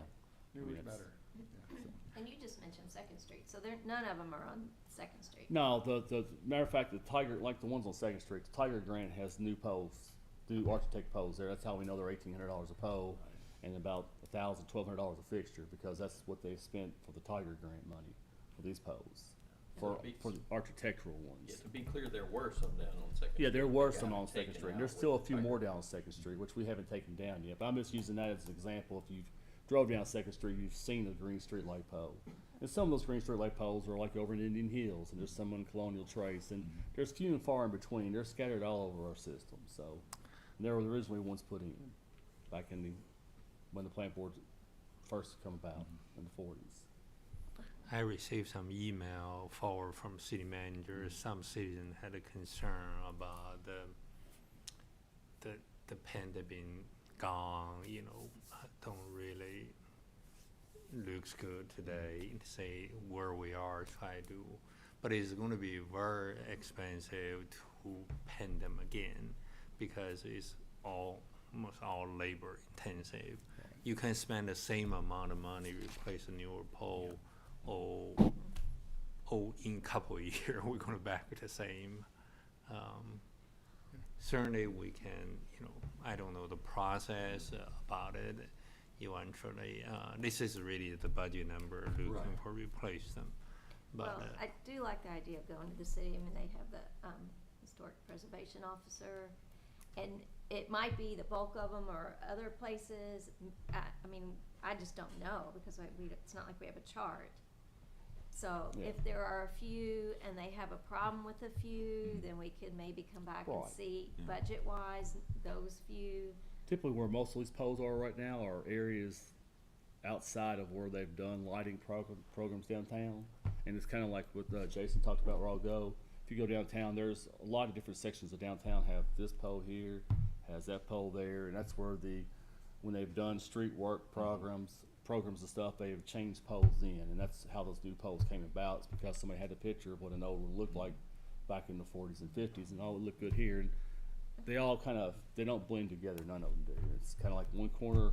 The History Center's all one kind of light. Broadway's all one kind of light, and we will talk to the city about that when we get into the historical areas. Yeah. Okay. But when we get to the neighborhoods and stuff like that, we're going to go with our standard as much as possible. So Well, it's the ones that are on the National Historic Register, Right. those areas that are, Yeah. we really should run by the city and the HPO. I will do that. Well, and to clarify what you're saying, switching out the green poles, we're actually gonna match up with the current stock closer, so we're actually taking out the ones that stand out. So it'll be more of a match. Yeah, it'll be more of a match. Yeah, but once again, there is a hodgepodge, so yeah. Right. Yeah. Okay. As I said a while ago, line 205 and 210 you will see in the budget. That is additional 2 vehicles for the AMI techs. As I said a while ago, with AMI slowing down, it will probably be in the third quarter before we look at posting those positions. So we'll have to have vehicles for the AMI techs when we do get the techs. Line 245, I wanted to bring out, this is talking about lead times and getting material in time manually. Line 245 is a bucket truck replacement.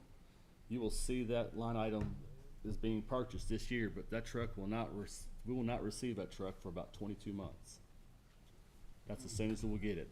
We will issue a PO for that truck, but that PO won't be paid for until that truck arrives in about 22 months. So is that gonna come out of this budget, delete it? Yeah. And I was gonna ask the question overall, is, throughout here, we've got vehicles budgeted in several departments.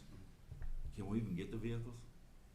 So what we'll do is we ask the board to approve the purchase, knowing it's gonna be, we'll have to push the money out year after year in the budget, but we need to have it to be able to to approve the purchase of it, and we'll just continue to move it out, and we can identify these as the years go by. Well, this was already approved, purchased, and now monies are from 'Cause, 2 I mean, I years know, ago. For example, Right.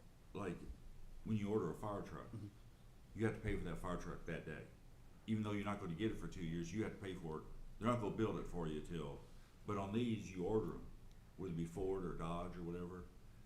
And do you put a down payment on it or a deposit, or you just? I think so, I believe so. Bucket trucks, you issue them a PO, and there's no payment till the unit's built and it's delivered. Once it's delivered on site, after it's gone through its, How about like the vans like that Telecom uses and all that do? Same way you order them, when they come in, you pay? Correct. But the obligation's established, though. Right. You have to have a Purchase order establishes the Yeah. obligation, so.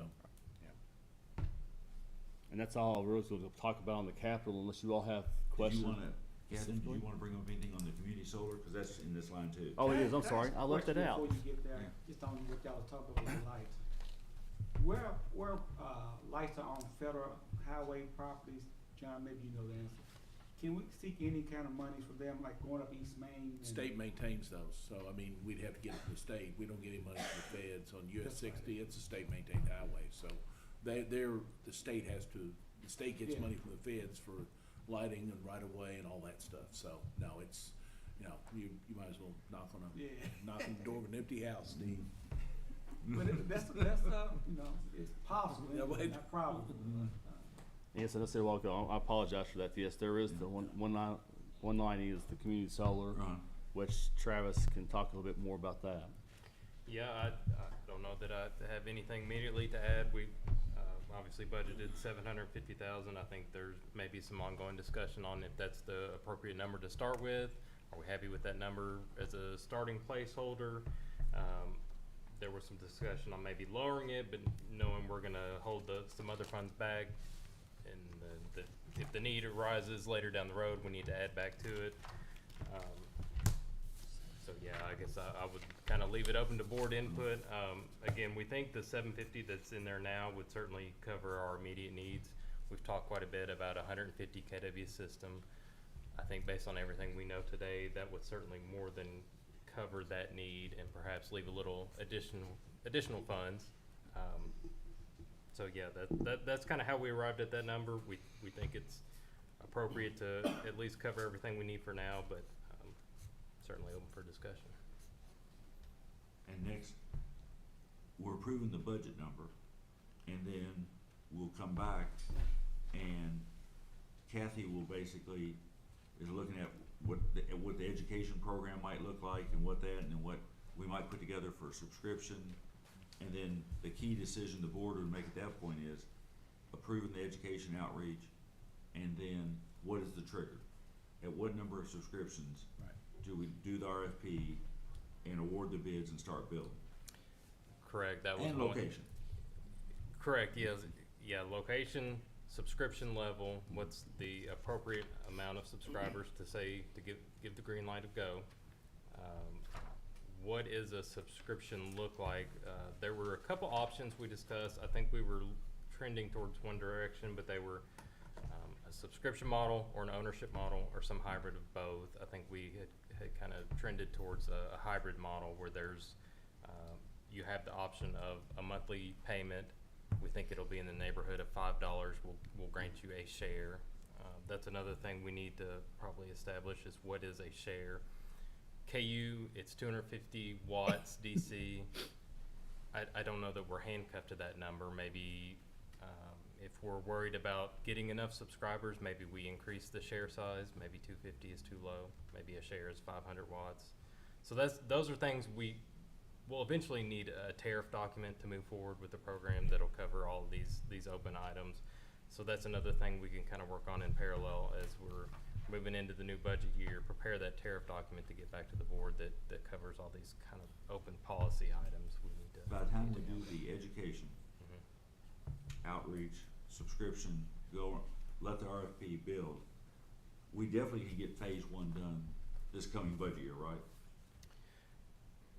Sort of, maybe? Probably won't. No, we will? I don't think we will. I mean, My understanding material is not a big concern. That would be my biggest fear kind of right now is can we get the panels? Based on everything that Craig told us, he doesn't think that's a big concern.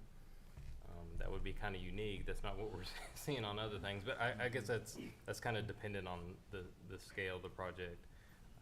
But to Mr. Snyder's point, we would need to start moving right away and it's also going to depend on that subscription trigger too. Yeah. So if we, the contractors that do this type of work, are they, I know Vint, we talked about this, whether we would need contractors or us. Are the contractors that build these and do it, are they available, or are they swamped, or? There's actually a unique thing going on right now where the Commerce Department is leveraging these tariffs against Chinese panels, which is kind of slowing the industry down dramatically. I've been on a number of calls. People are saying they're mothballing whole projects because of it. This has just came around since April 1st. It's a very, I won't go into it, but it's a very strange approach to supporting the solar industry. But because of that, a lot of projects have been put on ice in a big way. So there actually might be more labor. I did just get off a call today with a vendor who said steel has doubled in price for solar systems. So that cost is up. But overall, systems are more expensive now. The panels have doubled in price just recently. So there's a lot of unknowns happening right now in the solar industry. The 750 was intended to cover phase 1 and 2, right? based on what we're calling, if we're calling phase 1 150 kW, which I think we were in agreement on that. So phase 1 and 2 then theoretically would be 300 kW. We think the $2 per watt range is probably reasonable. We think, you know, ideally we could be able to build it for 2 a watt. So if you figure 300 kW, $2 a watt, that would put you at 600,000, and then you've got a little contingency built in there, maybe. Yeah, I would think based on everything we know today, based on the pricing we've seen, that would cover what we're calling a phase 1 and 2 of 150 kW a phase. Plus the other associated costs you've got with Right. education and all that stuff. So. Right. So what does it do, though, if we decide to only budget for, phase one. As far as like, and I think Jason had mentioned this, economies of scale. How does that change anything if it does? I think at the sizes we're looking at, whether we start with 150 kW or if we double that even, I don't know that that shifts our price per watt very much. I think everything we've kind of discussed, whether it's 500 kW, 150 kW, we're all in that kind of small utility, large commercial size project. So I don't know that we would be able to go up enough to really make a big dent in that price per watt number. I mean, Jason knows probably better than I do, but I think everything we're talking about kind of is going to be within that same range, that if we're, if we do phase one or if we do phase 1 and 2 at once, we're probably going to be in the same neighborhood for the price per watt. I mean, you have to get up in the megawatts to really get that scale. There's like 30 kW rooftop, and then there's like ground mounted 100 kW, and then there's like 1, maybe 2 megawatts, and then, So, I mean, do we wanna leave 750 or put 400 the first year, 350 in the next year for phase 1 and 2 if we can't get just the phase 1 built? What do y'all think? I mean, Yeah, I mean, there's certainly also the option, if we fully subscribe and build and we know there are customers that are queued up to take advantage of it and we're not building it, then of course we could, that'll naturally come back to the board and say, do we need to move Advance forward, it make a budget essentially, amendment? yeah. What do y'all wanna do? I'm fine either way, it doesn't Okay. matter to me. I mean, Catherine, what's your? Well, so is one option to go ahead and put in the 750, but we educate, we do the subscription and all that in the 150 increments. So then, if it ends up we only do phase 1 because of interest at the time, etc., then it's just going to leave money in the budget. You just have that much money left at the end of the year, Would there be any benefit, would it be helpful though if we just went on now and said phase 1 only because we really need that extra 350 somewhere else? If the board had another priority, I think budgeting as close to what you think actual is always a good way to go, so you know where you stand. If we think we're only gonna get 1 year, then let's put the 1 year and year 2 as another amount. Or if nothing else changes, it's always that bottom cash balance number that's gonna change. So if everything else went exactly to plan and we built the whole 750, everything stays the same. In a way, I'd like to break it out. I think what I see the challenge is there's so many decisions to make. If the board could say in July, everybody agrees on what we're gonna do and go forward, I think you could get it built. That's not to say we're indecisive, it's just there's so many decisions to be made. So I think the quicker we can get on what we wanna do and go, but the chances of getting all of it built in 1 year, I think supply chain and just process is gonna be hard. I'd almost split it between 2 years, and then it makes it more accurate. And I'll still say, I'm just not sure what the response is gonna be yet. I'm hoping for the best, but I'm just not sure. I mean, I'd love to see us subscribe the thing out right away, man, but, For both phases. Yeah, well, I mean, I'd like to see us get 1, the first phase. I mean, If I'm- that's really our goal, Right. then we could do the 400, because I think Mr. Yeah, Cupon kind of absolutely. figured that would cover, education, construction costs, all that, and then have some extra money for the planning of phase 2. Right, so, cause I'm sure there's gonna be, when you design it, if our assumption is we're gonna get phase 2, you wanna size it, some of the base stuff, so you don't have to go back and rip anything out to put the second phase in. I mean, you wouldn't necessarily have the panels for phase 2, but you'd have some of the support stuff. You'd be able to hook right up. Yeah, I think you would do the design and align it so that you can make sure you have enough room to do Just add what's the stuff maximum on, yeah. site. And then if we get to a certain point, we know how far away the next piers are gonna be, we start to pour those concrete or do whatever it is we're doing to continue that construction when we get into that, maybe we could do some of it in-house when Yeah. we continue on. Mhm. But I think the first design, Travis, maybe you think a little different. I think our first design though would try to be to design the whole thing. Mhm. But then this is what we're gonna implement, but then we know what to do next and keep going. As far as breaking it into pieces, I mean, like I would keep in mind, I'm with David, it's kind of, if breaking it into pieces is more accurate to how we think the costs will go, I think I would do that too.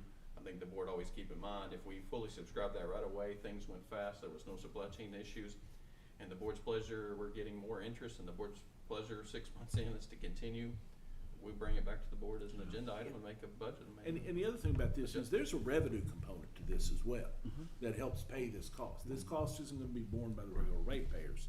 You know, we're gonna scale this up however we put the tariff out there to where the people that are interested in this are gonna be paying the freight on it. So, it's not like it's just money we're spending that Right. comes from the ratepayers. So Right. if we The have revenue enough, stream- if we stream have to enough support it, yeah. subscriptions to do section 2, then we're gonna have enough revenue over the course, over the lifetime of the project to pay for the project. So, if you all think the 2-year split, and it's probably more realistic, to 400, 350 or whatever, however we wanna do it, but, Because that's the whole thing with scale, is we're hoping, we want to be able to pay for it with people interested. And if you fall below that interest level, then the rest of the ratepayers cover it. And do we think so, would 400 be appropriate for this first year to include planning for phase 1 and phase 2? I think so. I think the 400, year 1, 350, year 2 is a reasonable. How much you gonna spend on education, Kathy? You gonna spend it? gotta come up with a mascot. Yeah. Okay, anything, kinda make that adjustment, Dave, in the roll-up. You got anything else, Scott? I'll just touch expenses real quick, Okay. and then I'll be out of your all's hair. On page 23, of course, our largest expense item is line 305. I'm sorry, not 305, I'm sorry, I'm on the wrong one. Page 23, as I said a while ago, a line item that you haven't seen before is 305. It is the dehydrate transformer 33 at Twilight Trail. If you look down 2 more lines from that, at line 315, you'll see yearly oil sampling of substation equipment. We do that every year. It's like you going to the doctor getting a blood test, and it comes back and tells you there's things wrong with this transformer. We've been training this transformer. It's got some moisture in it, so it's time to get the moisture out. And that's what they do with this dehydration process. They heat the oil up, run it through filters, take all the water, moisture out of the oil, and out of the windings to put all the oil back in the transformer. So that's what that cost is for. It prolongs the life of the transformer, so don't have to buy a new one sooner. Okay.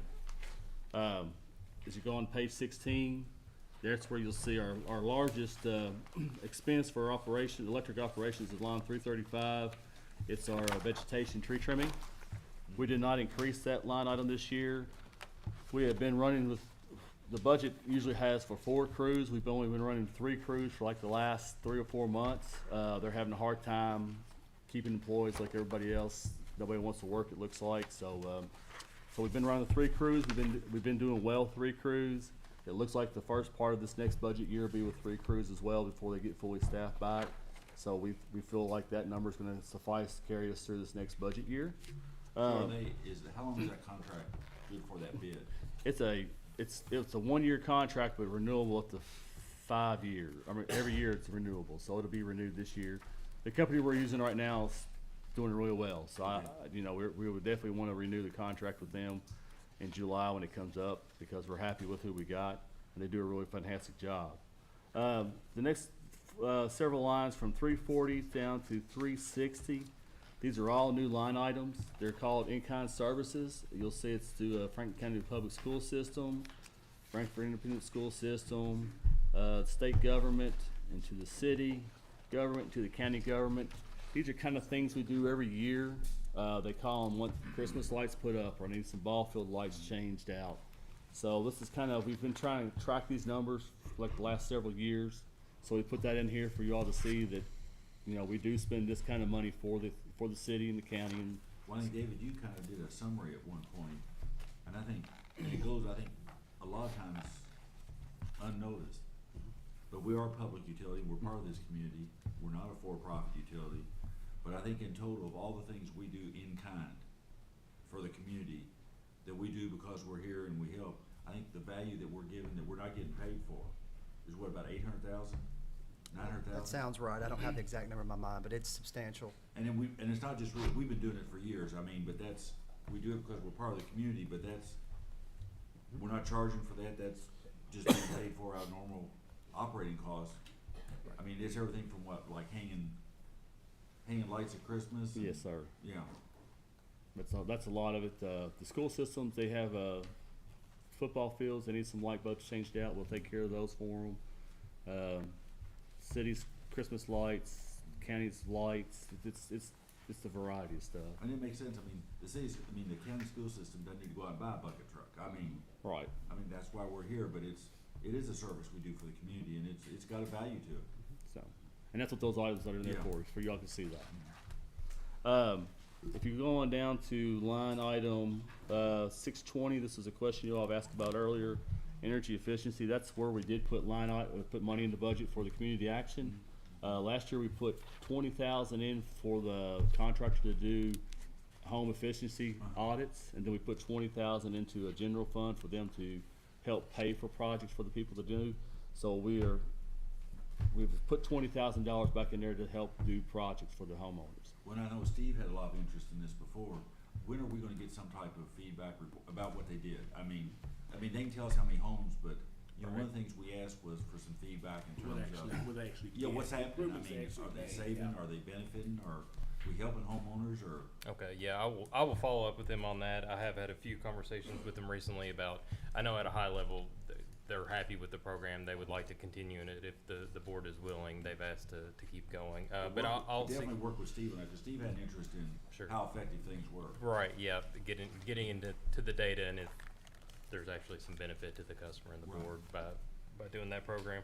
I think, if I could just follow up on Scott's comments there. We've got 20,000 in the budget now. The current contract with Bluegrass Community Action is for 40,000 this current fiscal year. Do we need to revise that to match? Are we gonna go back to Bluegrass Community Action with 40,000 again next year? Is that the intent, to keep it the same? The current year amount this year is how much? It's 40. Did they spend it all? Not quite, but I think we're gonna be close when we get to the end of this month, or at the end of June. I think they've got enough kinda in the works that they're wrapping up, that they're gonna be close. And that was one of the reasons we had kinda had it under, is we were at 6 or 8,000. So I called and talked to them. They said they do have several that are scheduled. They're just cleaning up the invoicing, need to wrap up the invoicing basically. So I think they're gonna get much closer to that 40 than we had thought a couple of months ago. What y'all wanna do?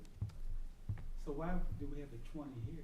I mean, It was broke out into two items last year. In last year's budget, there was two separate line items that were each 20,000. One was Bluegrass Community Action, and the other one I think was just a general. It said energy efficiency. so just an oversight, I mean, in the sense of. I would call it, yeah. I consider it kind of I would call it a typo. It was two line items last year. We took one out because it's just one contract, but I think maybe if the board wants to continue the program as is, it should Travis, probably be 40. did the contract have 20,000 to do the audits and then 20,000 to do repairs, or was it just, did they just meld it all into one? We ended up, I think it's one fund, basically, one $40,000 amount, and I don't think we dictate to them how they spend Okay. the amount per customer, and which is like, Well, we will get a report from them at the end of the fiscal year on how they did spend it, so, okay, we can do that, yep. okay, great. I'm fine moving that back up to 40,000, since it's what we did this year. And make sure And it's, it seems like they're gonna spend it and, maybe get some benefit to some Yeah. folks that are, need it. Steve, good. Jason? Good. Okay. Good with that. Dave, you wanna make that change? Yes, sir. Okay. Travis, I just want to make sure that's going to be the plan board electric customer can Yes, benefit from it, that's right? correct. Yes. Yes, you have to be a plant board Yes. electric customer, and you have to meet the income requirements that they apply to their other programs. Right, absolutely. Yep, yeah, so they do the customer intake, verify they meet the low income requirements, and then they schedule the audit, make the improvements. That's how it's going. And make make sure they understand we're very interested in that report. Okay. Yeah. Yep, we'll do. Because if Steve's not happy with the report, it's a problem. Another quick, two more line items to share with you real quick was line item 630 is our electric rate study. The board knows about that one. That's where that line item falls in place. And then as you turn to page 17, you'll see line item 755. This is a new item. Last fall, the support service group went to contract mowing. And Right. of course, that's broken out into the divisions. They do mow our substation lots for us, so that's where the mowing contract for the substation hits right there. That's actually on page 25 of the board packet, or the budget. Oh, I'm sorry, package. yes. I think he's looking from the board packet. Yeah. It was on. Yeah, 25, I'm sorry. Yeah. And that's really all I had, unless you all have more questions. John, one question. Scott and Travis, one of the things we've talked about is, you know, the pressure on rates. One of the things we're gonna have is gonna be pressure on rates is the whole, however this depancaking issue gets done down. Is that number, is that increased transmission rate, is that baked into our wholesale power cost, or is that something we have to address, you know, aside from that, or, you know, just, if you talk a little bit about that so people understand that that's another thing in addition to the increased cost of energy is we've gotten a break on depancaking. We're supposed to get a break on depancaking for a long time, and now KU and LG&E have gone back on what they originally agreed to. Yes, Ms. Snyder, I will explain a little more about it. Actually, this is just the information you already have. I just repeated it, just explained to, just in case customer want to know that. The depancake part of it is a double transmission charge in our view, because Kentucky is do not have a competitive market, so only way to access market is north-south is MISO. KULG, they were part of the MISO. Many years ago, they decided to withdraw from it. Part of the settlement agreement is they will not double charge the transmission, which is a paid KU transmission, you don't pay the MISO transmission. But they went to FERC 2 years ago to decide, see things change, they want to charge both. They don't want to pay the reimburse that anymore. FERC made a decision last year, September, basically, and March, 2 of them. And basically, we have a total 160 megawatts, 62 megawatts KYMEA capacity transmission on the MISO. And 100 of them, FERC said, based on the physical contract we had with Big River, that's a continue eligible reimburse all the way to 2029. But after 2029, you have to pay both. And at the same time, they said that 62 is supposed part of a depancake, which is reimbursed. This is not eligible anymore. Basically, start of March, KYME already started to pay that. That's a nearly $4 million increase for the whole KYME group, but we are 54%. So that's if you refer to that. And the depancake, one thing I would be really cautious not to go further is currently still have a lawsuit in front of appeal court. And that's in federal court. It's a federal DC appeal court. So probably Hans can go more detail if you want to know. Basically, yes. That number's baked in here as part of the transmission cost. Correct. It's already part of the budget in the KYMEA current wholesale cost. And they send that back to us. Is already included, but it only included based on the FERC decision we had last year. The 100 going to continue, but I do want you to know if appeal court view differently, Then could that's have good- changed. That's gonna be a bonus to us, and so we've got If we've got the most conservative estimate based on the appeals court saying, okay, there's no case, and Yes, if the appeal court case is most likely they do is they send it back to FERC, say, well, you know, it's your decision. That's a one story. We'll be stay where we are.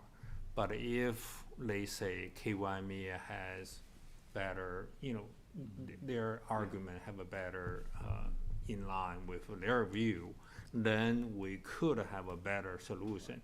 But could be a case, for example, if appeal court say, you know what, we more in line with investor utility, we could potentially even more cost if that 100 is not going to be eligible for the reimburse of the D-pancake anymore.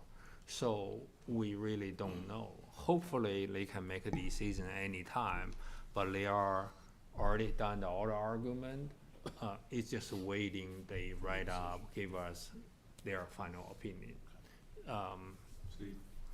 I just want to see if I'm clear with John's question. Are you asking if we budgeted for the worst case scenario? And then my understanding is that's part of the cost KEMEA gives to us for the cost of our power. They've already been collected it since March. It's in there, and I don't necessarily think the Court of Appeals is going to suddenly say, well, not only do we agree on the 62, but this 100. But I just have a hard time thinking they would go back on that. I think it's either we get a better deal or we keep with the same deal we've got now, which is already reflected in this budget. I mean, the current status is, what we've got budgeted is based on what FERC and the trial court initially approved. Yeah. And unless the Court of Appeals reverses Yeah. that opinion, what we're budgeted for is the current state of the law in terms of what the We're FERC has covered. done. I just Yeah. want to make sure we're covered on any of that, so, Yes. yeah, okay. Correct. Good summary. Okay. Yes, sir. Scott, Travis, thank you, sir. Thank you. Gentlemen. Who's next, ladies? You all want to take about a 5-minute break? Okay. All those in favor, we'll take a quick break. We'll be back in about 5 or 10 minutes.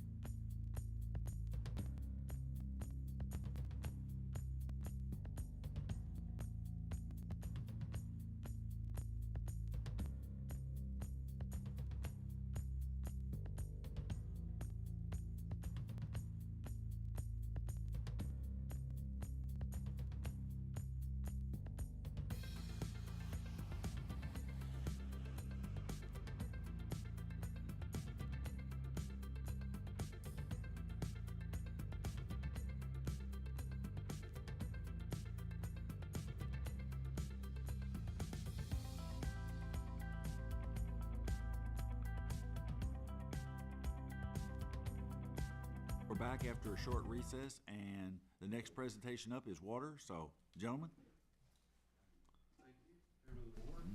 Was going to talk a little bit about trends in usage. We've already touched on that tonight. We're going to talk. I was going to talk about rate increases. David's already touched about that. So I'll start off a little bit about large capital project review. We've got the completion of the reservoir and the ammonia project are budgeted for completion in year one. Also got the completion of the AMI project is budgeted over years 1 and 2. I did have a couple of corrections I wanted to bring to the board's attention on the draft budget. The reservoir project should be budgeted at $2.2 million. That's page 28, line 5. The ammonia engineering project, that number should read $81,250. The ammonia construction project, that number should be $835,000. These are all on page 28. And the water treatment plant SCADA project should be $100,000. That's line 185. All these adjustments that I mentioned are necessary because we overestimated the amounts in each project that would be spent in this current fiscal year. And we didn't do that primarily due to construction delays. How do we stand, David, in coming in on the reservoir based on, with completion basically coming up in this fiscal year, what we had budgeted for the entire project, landscaping, everything?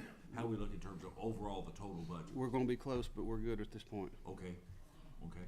I was going, but the reservoir's in service too, so that's an exciting thing. Yeah, we put it in service Friday. Well, I noticed I looked in the photos we got, and what they tested, cleaned it, everything, so. Then we do water samples on it, and then once those samples came back good, we put it in service on Friday. Okay. So we're gonna leave it in service for a week, just to make sure everything's good before we start taking the other side out of service. That we don't spring a leak? I don't think we'll All right. but don't say that. Don't say that. Ditto. Now, in this budget, it would be in your all's budget, we've included the money to do the minimum repairs that need to be done on the clubhouse, but not the fencing. And at that point, once the whole project's done, I think Vin had talked about this earlier, once we're all done with the current reservoir, landscape, everything's done, then come back to the board and decide what we do next regarding the clubhouse. Is that kind of where we're? I think the clubhouse stuff is in the general. It's an admin. Okay, It's okay. it's not in water's budget. Okay, the clubhouse minimum, okay, gotcha. But the plan would be though is to come back once everything's done up there on your all's part. That would be my recommendation as well, Okay, because paving will be one of the last items that we do up there, okay. so. Well, And so are we, so if we're talking about that number right now, or should we wait? But I just had a question, because I thought the minimal repairs on the clubhouse were around 65,000, and the budget amount is 75. Does that include the fencing? No, it did not include the fencing. But just for That was maybe just a little bit of inflation? extra for inflation in the situation we're seeing. I think that's one of the things we've gotta, I don't think the fence is one of those adjustments we've gotta make to the list, right, David?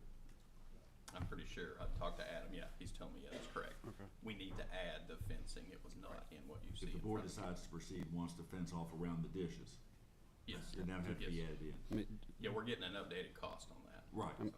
just to be clear, the fence along Altamont is in the water's Right. budget. Okay. The fencing we're talking about is, if we open it back up to the public, the fencing we're talking about is around the satellite dishes, right?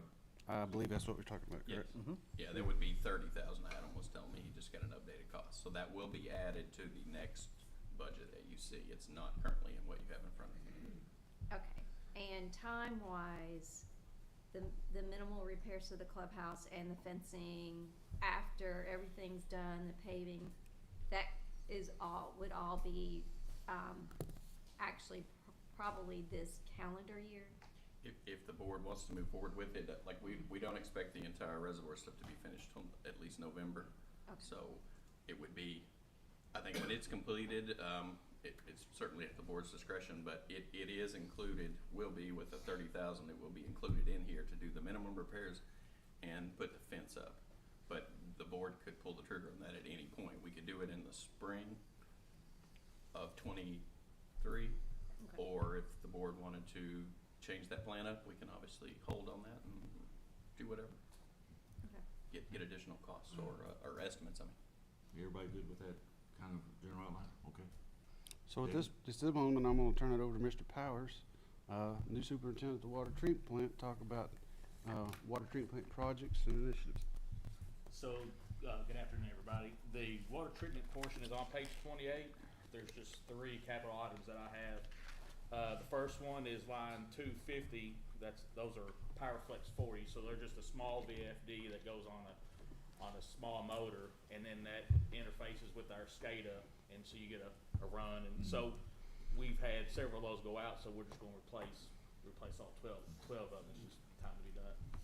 And then the second one is line 255. That's replacing the water or the laboratory. It's original to the plant. It needs to be replaced. So it'd be new cabinetry, countertops, a little bit of moving around to make things a little bit more efficient. And then the last one is line 260 is replacing a traveling screen at the low service building. So those are just the first defense for the low service pump. So it'll catch any trash coming in there before it hits the pump. So it's a good insurance policy. So we replaced the other one in 2020, and in the inspection, they recommended that we replace that. Right.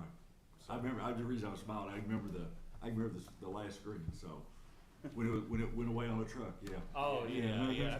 It's a sight to see. Yes, it you know, is. when they do that, it is something. That was the one we sent out to get repaired, and then they said it's beyond. Yeah. It's beyond yes, hope, yes. so we bought a new one, and Yes. now we're gonna buy, Yeah. and there were 2 of them, right? Yes. So Yes, this there are is 2 the of same them, one. yeah. And then I'll have to answer any questions you have on anything else. And Jason, you and Catherine didn't, when they do the screen, you've got to go see it. I mean, it's not like a screen you think of as a screen. I mean, how big is it? It's like- about 85. 70, yeah, is it 85? With the head. Yeah, so 85 foot, and they pull it up over top of the building, or not over top of the building, but they have to reach around, and it's pretty neat. Haul it out on a big truck, I mean, it's a. Yeah. They have to take a special route because it's so long. It's a sight to see. It's about a 300-ton crane they bring in here to lift it out. And the water quality lab, those improvements, what was it that got improved last year?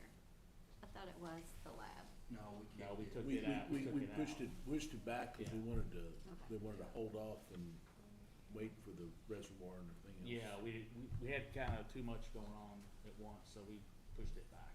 We were gonna try to do it last year, name it after Julie, but she declined. We can still do that. Yeah, we sure can. We get some stencils and, All right, so I'll go over a little bit of the capital budget for the water distribution, page 28 as well.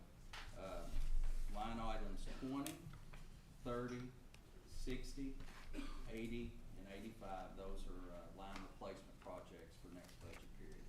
So that totals $490,000. That's very important to our system, our line replacement, and it keeps the construction guys busy during the year.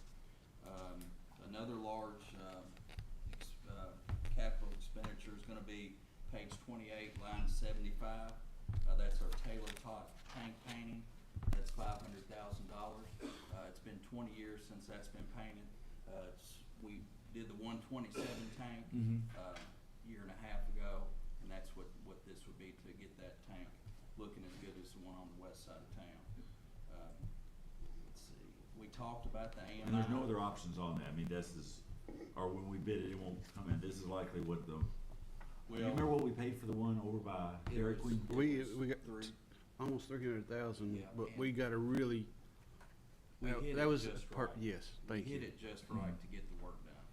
So hopefully we can hit this one just right to get this work. Cause Steve loves a good tank cleaning project. Well, page 28, line 15, we've talked about the AMI. Where water's about 25% complete. I think we've deployed about 4,100 meters. We'll continue to get materials in, so we're gonna keep pushing on our part of that. No new employees in the distribution department. There's 2 trucks on here on line 95 and line 100. that we thought maybe wouldn't come in time, but they did come in today. So they Really? will not be on the 22-23 budget. Okay. So those came in, so those need to come off there. And they'll be paid for this year, this Yes, year's? yes, sir, yeah. And on the expense side, page 30, line 395 to 410, we did the same thing electric did, the in-kind services for the city, city schools, county schools, and some of the things that we do, you know, we've been deploying the water monster. Seems like a lot of people enjoyed calling or requesting the water monster for events, school events and stuff. It's been a hit. Also, we'll do leak detection for school buildings and that kind of stuff if they need help there. We also will help the city with, when the flood wall needs to be set up, we'll provide a truck and some men to go down there and help them out on that. So, Well, I remember the water monster was Kathy Lindsay's fault. She's the one that found it in storage, wasn't she? well, they, oh, you can't hear me? I'm sorry. No, the water monster, I mean, we've had those now for, And turn it on, yeah. we've had those now for several years. I And think of she course, found it in storage, didn't she? do what? Did you find it in storage? No, that was, I think that was even, that was before Kathy's time. Yeah, that we had bought the 2 water monsters, so, of course, COVID put a halt to it, but now we're out doing the community good by deploying it, so. Any questions on anything? Steve? It may not be a related question, but when after y'all replace these lines, who comes back and fixes the roads? Because I know on Murray Street, when I go down Murray Street, it's been, I think y'all did some work down there or somewhere. Well, that was, we come in and we do the concrete, Mhm. and then the city is responsible to come in and do the final road repairs. But that is, Concrete's been there for like 2 years. yeah, so hopefully that, I'll have to see if that's on. You sure it wasn't a sewer project? Well, I don't know. No, I don't know. no, we put a new water main down Murray Street. We did the concrete cap, Yeah, and then it's the yeah. city's responsibility. They contract that out to come in and do the final road repairs. Yeah. What we try to do, Mr. Mason, is we try to work with the city. Mhm. They have basically a road list with all the ages of the pavement. Mhm. And according to their encroachment permit, if we open cut a piece of pavement that's newer, Mhm. they want a full width pavement replacement from one intersection to the next. So that would really implicate water's budget. So we try to work with with the street department and the other one. We try to do our work when other work's being done, so someone else can pay their share of the pavement, Well, I just- not just the water department. I noticed them because it goes like 3 blocks with that concrete, and it's been that way, so. Well, but I appreciate you all coordinating Yeah. that way to save us money. We try. I mean, if we can work with other utilities, everybody can pay their fair share, and it saves our ratepayers money. Well, and it's probably less disruption to Yeah. the Yes. community. Yeah, get in there once, and everybody get in there and get their work done and get out, yeah. Any other questions for water? Jason? John? No. Kevin? Okay, thank you all. Thank you, guys. Yeah, we, who's next, Mr. Ben? We'll do telecom. I want to make a comment on page 27, line 45. We need to revise, this is a formula that needs to be revised downward. This is the additional revenue that we had put in for if the board were to approve a water rate adjustment. We're going to have that at 170,000, increasing at 170,000 per year. So this is page 27, line 45. It'd be 170, 340. increasing up 170 per year, up to 850 by year 5. So that's about a $50,000 decrease per year that I just want to let you know that that's just something we need to revise that downward just a little bit. Hopefully it'll be better than expected. So it'd be 170, 340, 510, 680, and 850? Yes, sir. Okay. And that'll be, in the next budget draft that we provide to you all, we usually do a summary of all changes, and we'll have all that listed, so. I'll let Adam go at it. Adam? Hello. How you doing, buddy? Pretty good. Let's see here. We're gonna start our capital on page 35. And believe it or not, this budget is real similar to what we brought last year. I'll touch on the things that have changed as far as, that were added or addition. The head and equipment, it typically ran about $125,000, and that is to upgrade, whether it be video, satellite receivers or anything like that. We just adjusted that $25,000, and that was more for some inflationary cost that we're seeing. The other one that we increased was our fiber to the home next band. And if you look, we actually added a year to the project. So it, you know, originally we only had like 300,000, I think, out there that last year. And I don't know that it's gonna be 5 million because we're so far out on that project. But we did add an additional year to that project, and then we added almost, I think, $265,000 additional each year, starting next year for the project. The other item that we added was advances in contract, and it was actually in the budget, and we dropped it last year by mistake. And so we put it back in, and it's $50,000. A lot of our budget, we have 3 vehicles, which Leanne will touch on, that are rollover. So that's $270-something thousand, just, or, yeah, $260,000 in vehicles that we're gonna have to roll over this year. And then at the bottom of page 37, we have the, if, you know, depending on how the grant process works, we have the 1.25 million for the countywide project. Page 35, you mean? 35. Yeah. I'm sorry, yeah, It's okay. 35. As far as. So, are you adding any additional telecom installers, or are we keeping up with demand, or? Right now, we're using contract labor. We're down 3 installers today. We've been using contract labor for installation as well, so that has really helped to offset it. We actually got interviews tomorrow, so, but it goes back to the pay comp thing and trying to work through that, and just trying to get some candidates in the door. So the 3 vacancies you have now is just to bring you up to current budget Staff, levels? yes. Not any additional? Not any over and above? additions. Okay. The 1.25 million depends on how that rolls out. We had, if we actually do the countywide, we projected 2 additional employees. Okay. But until that all, you know, that would be more to the end of the project, I believe, when we'll actually need those forces, because a lot of it we'll do under contract labor. So that will be at the end of that countywide build-out. Okay. And at that point, if we get that grant, you come back with both the Right. budget amendment and the request for additional staff? Right. Or we probably won't even do it the first couple of years, All right. because we'll build most of it under contract labor. Okay.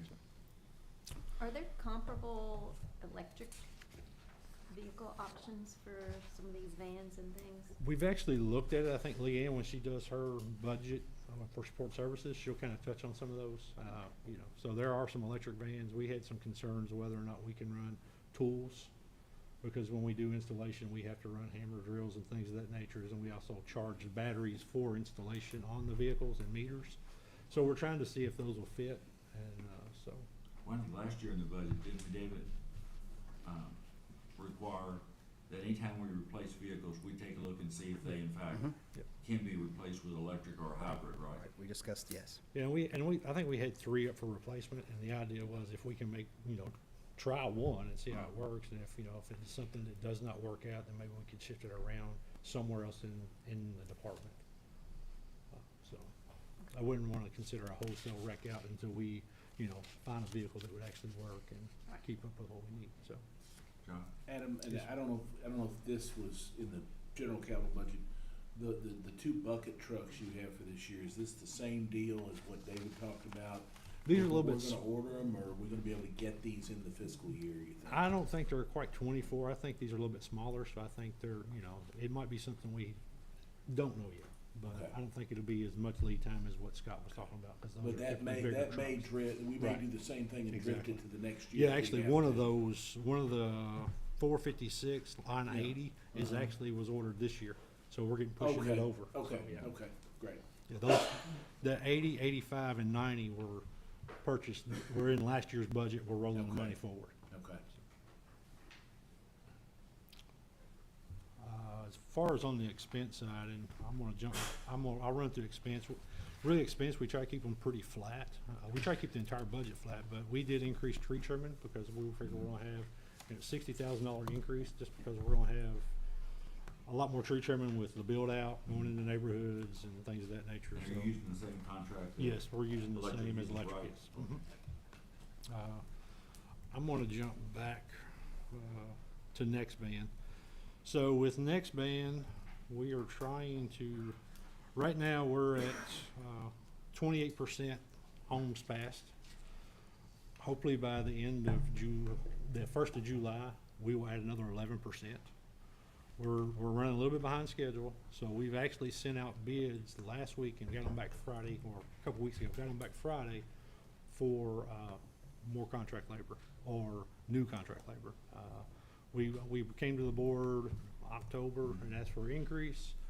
The board granted the increase. We haven't really seen the pickup. It seemed like they had some crews come in but leave again. That contract was a year, and it went basically month to month anyway. So we decided that we were gonna rebid it, and when we rebid it this time, we broke it up in smaller pieces. We did an underground and an aerial versus all together to try to get some better pricing. It's gonna be a little bit more project management for Mike and engineering staff, but I think we're gonna get a little bit of pricing, and we might get people that are specific to the area and not have any many subcontractors. So we got those back Friday. We haven't had a chance to go through them all, but I think the pricing's not gonna be as bad as what we So thought. you're thinking, by the end of July, we might have 40%? Yes, well, by the end of July, we should be right at 39%, and that's gonna be right at 10,000 homes. Okay. So, When you say 39, you mean they ready to connect? ready to connect, 10,000 homes by Means we July already 1. done the Right. drop off. No, well, we don't do the drop until they place the order. Pure Right. order. But they So, ready. Be ready, yes. Yeah, so that is kind of where we're at there. We're still, trying to deal with supply chains. We're trying to stay ahead of things and trying to engineer well almost into a year into the future. That's about the only way. A lot of lead times are 26, 52 weeks on a lot of this material, so trying to keep up with that. We did, as far as new positions, there's one in cable, but it's not new. It's we're swapping. We have what we call a service order rep, and we have 4 of those. And we had a lady that was a service order rep. I think she was almost 20 years, passed away 2 years ago, and that position has been unfilled. But we have seen a need for more administrative help, especially with the next band product and trying to go through billing, keep up with records. And so instead of hiring another service order rep, we've decided to replace that with administrative assistant. So your overall personnel count is Is the the same? same. Yes, sir.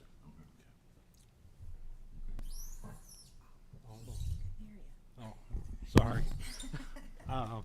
So that was the personnel change that we had that's in the budget.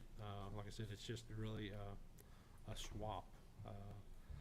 Other than that, that's basically cable's budget. Any questions for Adam, Steve, Jason, Catherine, John? And this is Mike here. He's the engineering supervisor, cable stuff. Yeah. I do have one, and this may be, I don't know if Harvey's still here or not. Yeah, he's here.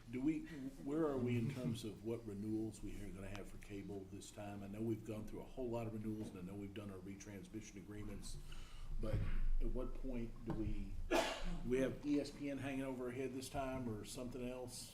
Disney or? Yep, Disney's coming up. And that includes Next ESPN as well, right? Yeah, that's Disney, ABC, ESPN. It's a pretty large, and really actually they hold Fox cable properties too, so that's a Okay. really big one. Retrans is at the end of next year, so that'll be the next round there. And maybe some tough decisions for the board to make at that point, but. Okay. We've actually seen, we've talked about this. I think we've seen a little bit of a flattening of those increases on the renewals, which is hopeful for positive results down the road, but we'll see. Excellent. All right, thank you. Thank you. Mr. Denton, who's next? We're now to the administrative departments, so however you'd like to proceed, we can just walk right down the administrative section of the budget if you'd like, so. That's okay with everybody? Yep. Okay. I'll talk in general, about a couple of things. I guess we can have, customer service. April, if you want to, we can go ahead and come on up. I'll talk briefly.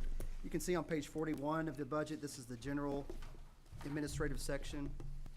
So let me pull back for a minute. All these administrative general sections, we will allocate out to the electric, water, telecom. So if you were to add all these up and then go back over to the income statements for electric, water, telecom and look at administration at the bottom, that's their portion of all of these.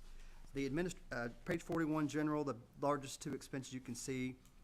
Depreciation that's on the administrative building. That is taking the cost, dividing it by the useful life, and depreciating it over the term. So that's what that is. Corporate insurance is the other large one. That's just our whole umbrella, overall umbrella policy for everything, and workers' comp. So those are the two main things in admin. In general, under the administrative budget, other than the payroll and benefits, one of the largest thing is just the utilities line item. So on page 44, looking at line item 110, outside of payroll and benefits, that's the single largest utilities, mainly on administrative buildings. And those are pretty much summary for those two. On page 47 is the Board of Directors. Not a whole lot of changes there. We do have something they might not be aware of. Continuing education, have budgeted $5,000. I know that's very low compared to some organizations, but if the board would at any time like to have extended community training or courses on anything related to utilities or telecom, that money's there and available for you. So I know a lot of places have switched virtual since COVID, so you can do it for a lot cheaper than we used to be able to. And page 49 brings us to customer service. April is a customer service supervisor. I tell you, when you look at lines 5 and 10, when you get past payroll and benefits, that's about over 70% of the budget. There's a couple other items that stand out. April, I'll let you walk through anything you'd like to highlight. Ours is gonna be really easy, because most of our costs are fixed, so there's really not a whole lot that's changed. You've had a little bit of some increase in, the postage, of course, that's just increasing costs. Everything else is pretty well. If there is an increase, it's just an increase of cost. There's not really anything that's changed from last year. So if y'all have any questions, I'd be happy to answer them.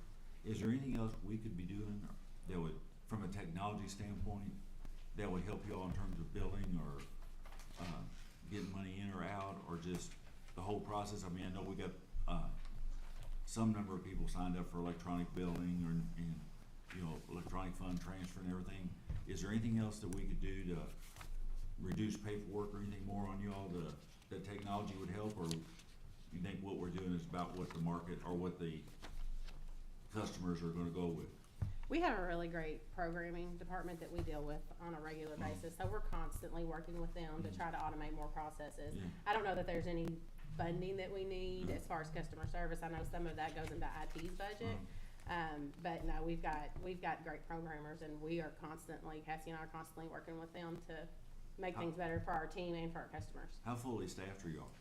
We're actually fully staffed. Okay, good. So, what you can see every month in our numbers have been really down as far as our wait times, because we are fully staffed for the first time in a long time. John? April, what percentage of our customers currently are on paperless billing, don't get a bill mailed to them? David, do you know that? I know We have around 7,000. On page 21 of your supplemental report, figure 31, we have around 7,000 customers paperless out of, sending out approximately 30,000 bills a month. The portal usage is near 14,000, so that's, when you look at take out all the multiple meters and what's a household, I mean, that's a really good number. Strategy-wise, like April said, I think the biggest thing is trying to meet the customer where they are, but doing it in a way that tries to keep costs down, or if not, shifting downward. Using the portal, we're going to continue to add functionality to that. With the rollout of AMI, all of the tools that you'll get with AMI will be running through the portal. Your usage, we'll be able to go outbound text with outage reports. You'll know you have an outage we'll know as soon as you know, and you won't have to call anymore. AMI is probably going to be the single largest project and thing that we're going to do at the company level to increase customer service, the true customer service, and then also take a lot of things off of the Department of Customer Service. It's interesting, if you look on that page 21, you look, what was it, October 7th, 2017? Remember when we first did the $5? I do, I mean, it was $5 one time, 1 month I do. on paperless, and it just, So that's something the bill, for the community to know, we spend around 200,000, $250,000 on paper billing. So every paper bill we don't send saves the company money. So we encourage it. We try to ask for, part of Well- linking that to the discount on Nextband. You know, and especially when you look at, this gap on this chart is, this entire gap is people who get a paper bill and then go pay their bill online. So, True. I mean, True. I'm down to the point where I don't write a check for any bill I have anymore. Right. So, and since we've, done the free e-check now with you, we were one of the last ones, cause we didn't do we charged for e-check. When we've done away with that, I think that's another thing that's taken off. So, I would just encourage folks who are out there, they may be listening, if you're using the portal to pay, just go ahead and sign up and get the discount, and Right. you'll get I get a notice every month, my bill is ready to view. Right. And, I can go right to it, I can set the payment to be taken out of my checking account on that date, and it is done. I don't have to worry about it anymore. So, it's just the height of convenience, you don't have to worry about anything getting lost in the mail or anything like that, so we can increase that number, that, that cost can really, that's a big cost driver. That's pretty much Charles' only cost driver Yeah. except for payroll. Yes, sir. But correct me if I'm wrong, if there's a customer working today, new customer, we almost encourage automatically for them to go paperless and portal instead of go the way. But if they choose other way, that's their choice. Otherwise, we will encourage them in their sign them in the beginning, right? So We actually encourage customers to sign up online through the portal, so they don't even have to come in the office. So prior to COVID, we had worked with IT to get that process up and running, which was really great during COVID when we weren't allowing people in the office, because they had the ability to just go online and they didn't have to come in. Order stuff and do. And so it has been, and like David said, it's gonna be pivotal as we move forward with AMI, because they are gonna get information a lot quicker, than, snail mail, so. and we get a lot of people still come through the drive-through, don't we?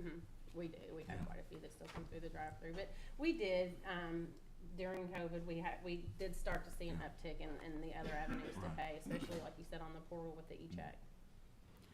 Because payroll, benefits, as we talk about, for any company, you gotta have the people here, but if we can automate processes, and that is I think that's baked into the culture of trying to automate processes, that's the only way we can really drive down cost, as a company, is just try to get to where it doesn't require a human being to do it. So, if there's no more questions for customer service? Steve? Yeah, on page 50, the CCHA collection fees, I thought we stopped using the collection agency. We did, back in 2019. However, the contract that we signed, I think it was back in 2007 is when the initial contract was signed, and it was never changed.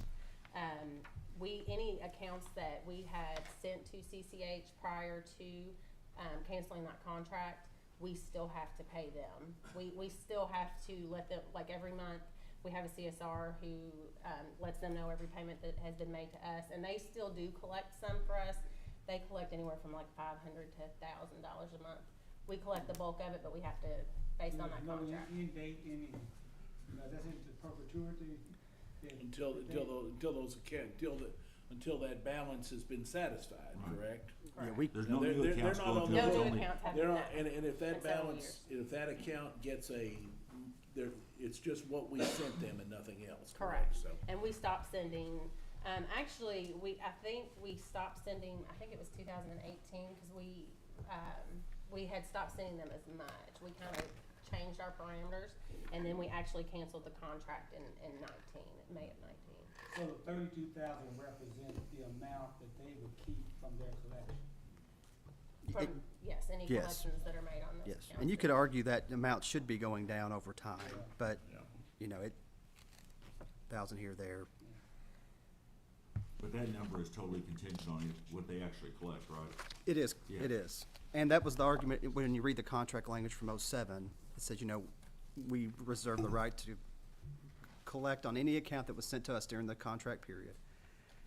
Because, they're working on there's a chance that most of them won't pay at all, so they still want their shot at the ones that they receive, so.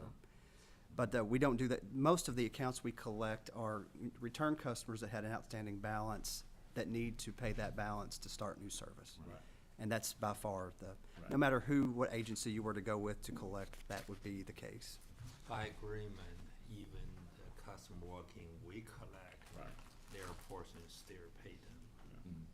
Does that make sense? Yeah. Yes, but that's ever since April of 19, no more of that. That's all old counts. Any other questions for April? Good to see you. You too. Thank you all. Who we got next? We've got, I tell you what, we'll go ahead and do finance. Katrina, if you want to come up, and then Kathy Lindsay will go with you next after Katrina. Then after Kathy, we'll get Leanne with fleet services and support services.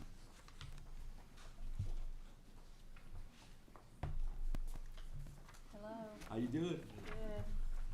I spend so much time on the budget as a whole. I spend very little time on my department. But you can actually see why, because there's not much to it. Basically, it's payroll and the audit, and a little bit of software, so nothing's changed. We're gonna go with Blue and Company again. It's year 2 with them. We've already got interim field work scheduled for the end of June, so other than that, it's real simple.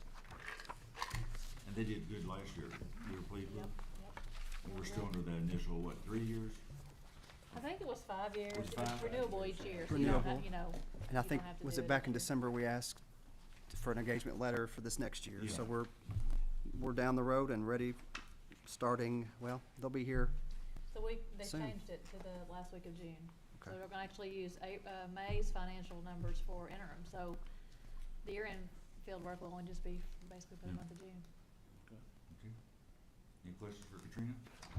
We talk, as a financial statement audit, you audit 12 invoices with wholesale power, and you've audited 40% of your total expenses of the company, so when you look at it from that, I always like mentioning that point.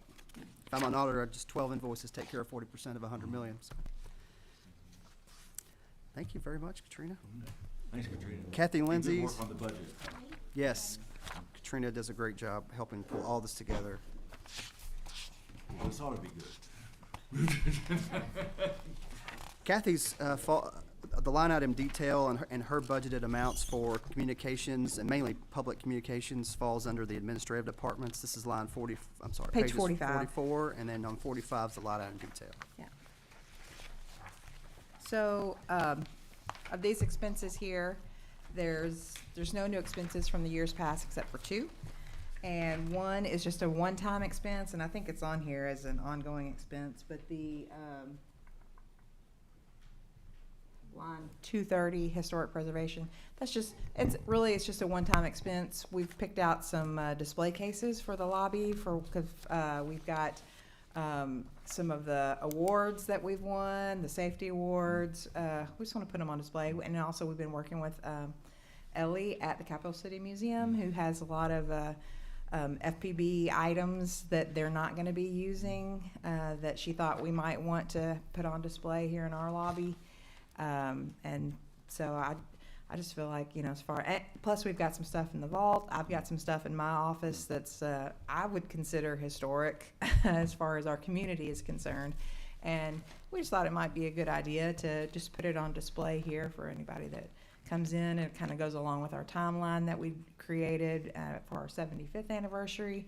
We're getting ready to celebrate an 80th anniversary next year for FPB, and thought maybe this would just be something good for next year to have and kind of unveil next year. And we're also, part of that money also includes, we're going to blow up some photos of old photos, but also just photos of our guys working out in the field, and put them here in the lobby just to feature what our guys do here in town, and our girls. So that's what that expense is. And then the only other new expense is the Getty Images subscription, and that's not really new to FPB. It's just new. We've moved it from a different department. We've always paid that subscription fee for Getty Images, but because we did kind of a reorg, and I'm some of my budget is for media services as well as marketing here. We both use that, so we just decided to put it in my budget rather than media services budget. But So it's- now, in your budget, is all the broadcasting of like the game of the week and That's the in Harvey's. Christmas- No, oh, the broadcast, no, that's in David Columbia's budget. Okay. That's in telecom, sorry, yeah. So, Questions again? Steve? Well, I got a question, actually a suggestion. The money we have here for the community engagement, you know, people ask me, does the planning board give money, and are they giving money? And we don't know, and that's no reflection on you, I know, Sure. but I think we need to know, have some input there. okay, Because, great. you know, I'm getting asked, and no answer other than, I'll find out. Okay. No answer, so. How about Perfect. vehicles and everything? Then last year you have to upgrade the production vehicle or whatever? Again, that's in telecom. Comp budget. Mhm. It's all blurry. I Yeah. tell you. So David, this do is you the want- more this is the This- public information. This is the public information Right. side, again, just for these, all of that stuff is budgeted in telecom, for the Cableton, portion of that. What- Yeah, We can go through that if you would like. It's mainly capital related. Ms. Mason asked for the community engagement, 10,000. You know, Ms. Mason, do you want to go further? Well, I mean, I just like to have some input. What, I guess the question is, what are we looking at when we talk about community engagement? What are we- Okay. What is that $10,000 buy us? It varies from different things. Sometimes we use it for things that we go and do, all of the events. Right. Like when we're at the concert series, when we do, candlelight, sometimes we do, special events, and we're asked to come and set up a booth. And we like to have information there, but along with that, we use it as part of our marketing. Promotional items and stuff. Promotional items. So we have, again, with our new product with NextBand, we have a lot of promotional items that we want to share and get out there as we start to promote that brand and that product a lot more. We don't, none of that is money that's given to organizations or It anything is. like- It is. Yes. Okay. So then, and we consider them sponsorships, and we don't just give people money. We do, if people want something from us, the first thing we go to is in-kind services. If there's something that we can do for you, for example, like if we get asked for a contribution for project graduation and they want money, and we're like, well, we're not gonna give you money, but we know that you all like to have door prizes and stuff, so can we contribute a door prize? Because that's something that we get. We have ways to get items like that from our networks, Right, or right. you know how that works. We get points for doing things for them, and which gives us access to things like that. And again, that's stuff that we've done. When we had our 75-year anniversary, we were able to give away door prizes like that. And so that's something that we like to keep, and that we can do that. Any in-kind services, anything, again, that our guys can go do and cover. But other than that, if we're asked for money from the community, and it's usually, anything that we approve is usually from the schools. We've also had some stuff from Downtown Frankfurt, Inc. and the Frankfurt Area Chamber of Commerce. And that pretty much covers it. And we have a process that we do as far as we look at, it's case by case on what the ask is, if we're gonna get our bang for our buck, who is the audience, what is the best thing that we can get back from them. We are, this year, I've talked with the team, and we are currently putting together for this coming budget year, which would be for the new school year, is a partnership packet. And when they ask for money, they always, we like to say, well, what are we going to get in return? Because if they ask for something, there's usually like a sponsorship package. Like if they ask for $300, that's going to get you a banner in the outfield of the baseball field, and it can be this big. But we are going to also provide that we're going to ask for other things in return. Again, there are some things that we do now that we don't get any credit for. I mean, we've been talking about the in-kind services that our people do, but, you know, we record the Friday night concerts every night, and we don't get anything in return for that. So we want, can we put up a banner under the stage? And we used to do that, and then as things have changed, they got rid of one stage, and, you know, the leadership changes over and things change, but we want to make sure that it's in, you know, we have it in a packet that this is what we're getting in return. Again, most of the stuff that we do is for the schools. We consider, you know, how many people are going to see it. We make sure that we're going to have our logo out there, but again, we are also moving to not only our logo, but we're moving to more of an advertising. When we put something out, it's not just going to have our logo. We're going to be advertising one of our products. We're going to be advertising like ACP. We're going to be advertising using the portal, Nextband. So we consider those advertising dollars as well. Well, no, I guess it brings two things to mind here for me. Is one, at least a perception, a more expansive opportunity and access to that. And the second point that I gathered is that the schools make a decision. If I'm going to be asked in the community, well, how did they get that money? How did they get that money? And you aren't giving us this money, then I need to have some thought process. Well, I want to encourage you that anytime you get questions like that, please bring them to me. But the point being is that I'm bringing it down the ladder as opposed to up the ladder. Yeah. And that perception is one that looks like there's no decision made from here, no input made from here. Again, I have no problem with where the money. I mean, I go to Frankfurt House games and Western Hill and see the sand, and I'm perfectly fine with it. It's just that when I get asked that question, and from the people who ask me those questions, it brings back to me where I think I need to have some thought or some advanced input or knowledge of it so I can justify whatever we've done. Okay. You think you could do, think about this. You think you could do like an informational report for us each month of the requests you get? Is that still going to solve your problem? I mean, you were talking about information Well, I mean, advance. we're talking about so little money. It's not like it's just that I'm just putting it there as a conscious thought. Sure. That we need to think about, you know, because I know I've lived in Frankfurt. I know where the money normally goes and everything. So, but again, from who I talk to sometimes, they don't see that. And, you know.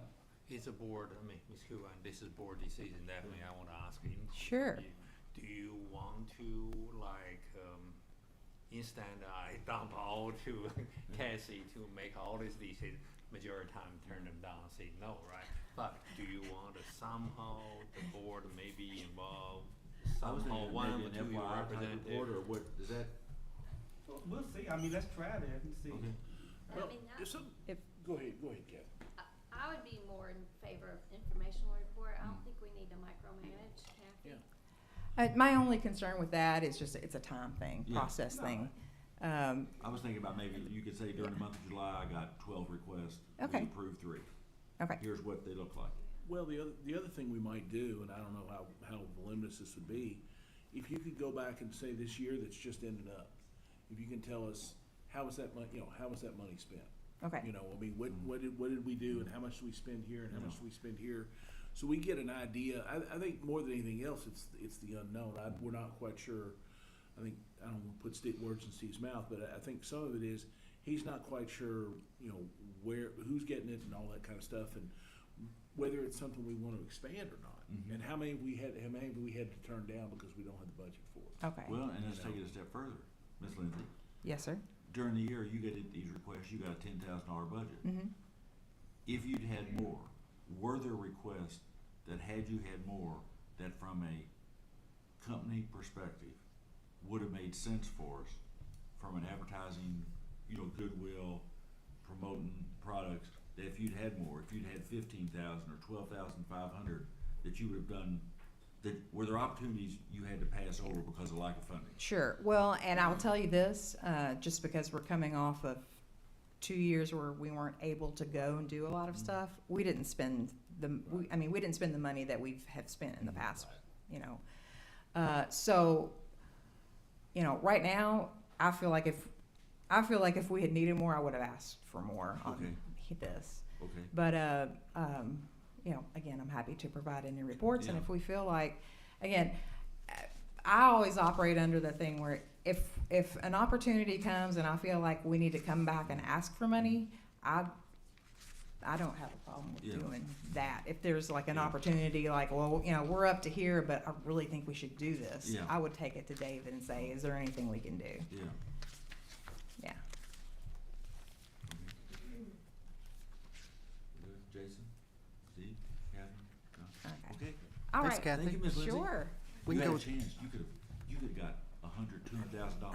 It was right there. I need half a It was in your mil. gri- It was within your grasp. Hey, I am a good steward of our customer owners.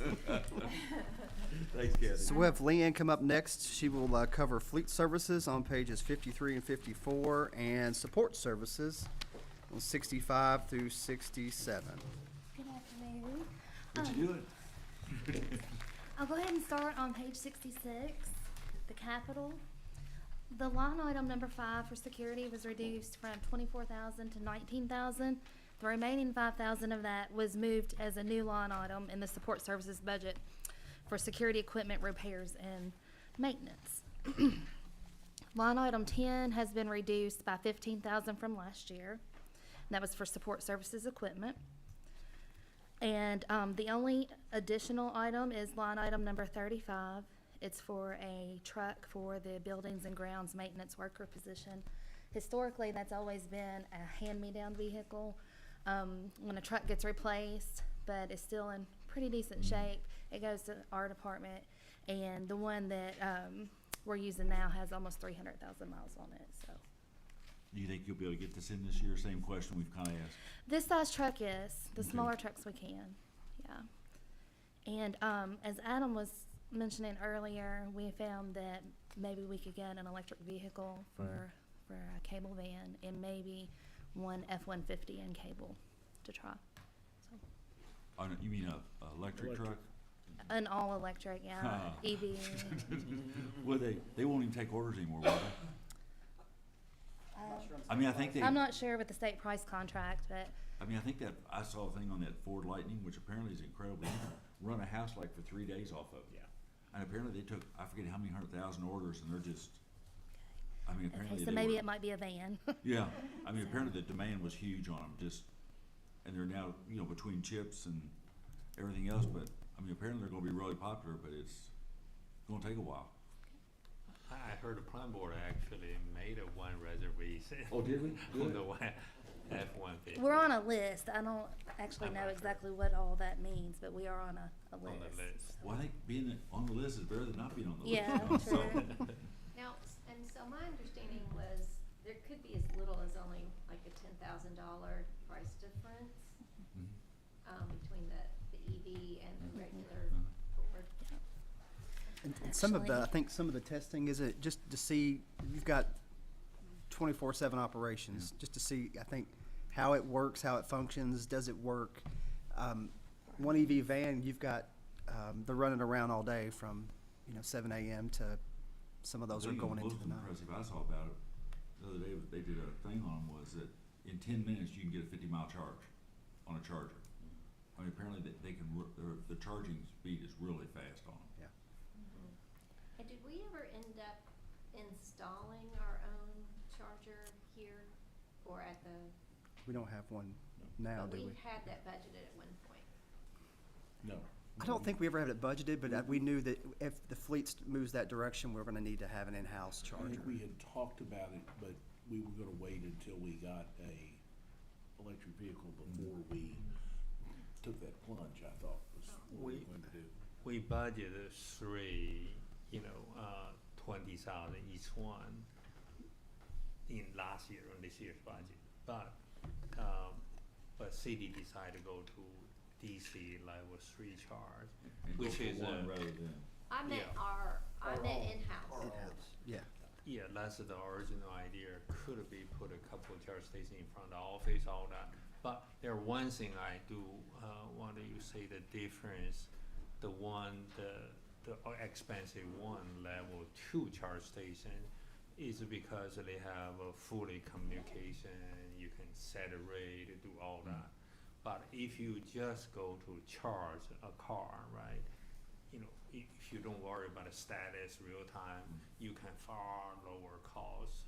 You know, like a similar charge level 2 charge station from charge point, you can from Amazon purchase, and they can be I think few Catherine's hundred more dollars. looking like putting one like down at Myrtle for us. The service center. Service center. Yeah. You know, if we in the service center, all that, if we there, we can watch the vehicle. We don't need a status. It's a Right. far So cheaper. you're saying it's cheaper, but I really did think Yeah. at some point we already had that budgeted, but, obviously we're gonna need to do that if we're gonna try out. So I just don't know timing, like when do we need to include that in the budget again? I would Yeah. say What's the- soon we purchase electric vehicle, we need that because you pretty much have to charge them every day. Soon you own the vehicle. Could you charge us like you would charge it at home though? I mean, get It's the device same, no difference actually. Until you got a really, number of them. you really need, as I know, you need only 50 amps, 240. Then you No, can so purchase. if we just had one vehicle, Yes. then you could do like you would do at home. Yes. Just value. You charge it every night. Yeah. Okay. Yes. You wouldn't have to purchase a level 3 Yeah. charger. I would say very low cost. If we can bring the 50 amps 240 at any location you plan to plug in a charge, that's the most expensive, I suspect. Because the rest you can purchase in a couple $100, you can have a level 2 charge station. Not at the public use, you can set a rate on that. Yes. All right. The fleet services expense budget is on page 54. The only item that has changed is line item number 10, and that was increased by $4,000 just for year one due to we have a new hire in the garage that needs to meet the new CDL requirements and training. Are there any questions? Okay. We'll move to page 59 for the support services expense.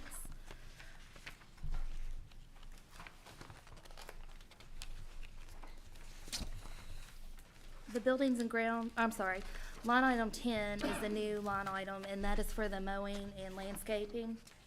And that's mainly for the service center. And also, line item 175 is for snow removal, but that line item, that is for the entire company for that one. Line 220 is a new line item. It's for the warehouse rental. I'm not sure, most of you probably know that we are renting a warehouse at the end of Myrtle Avenue to house our overflow of inventory right now. Liam, what page are you on? I'm sorry, page 59. Is that not right? Oh, no, I'm on my old one. It's page 67. I'm sorry.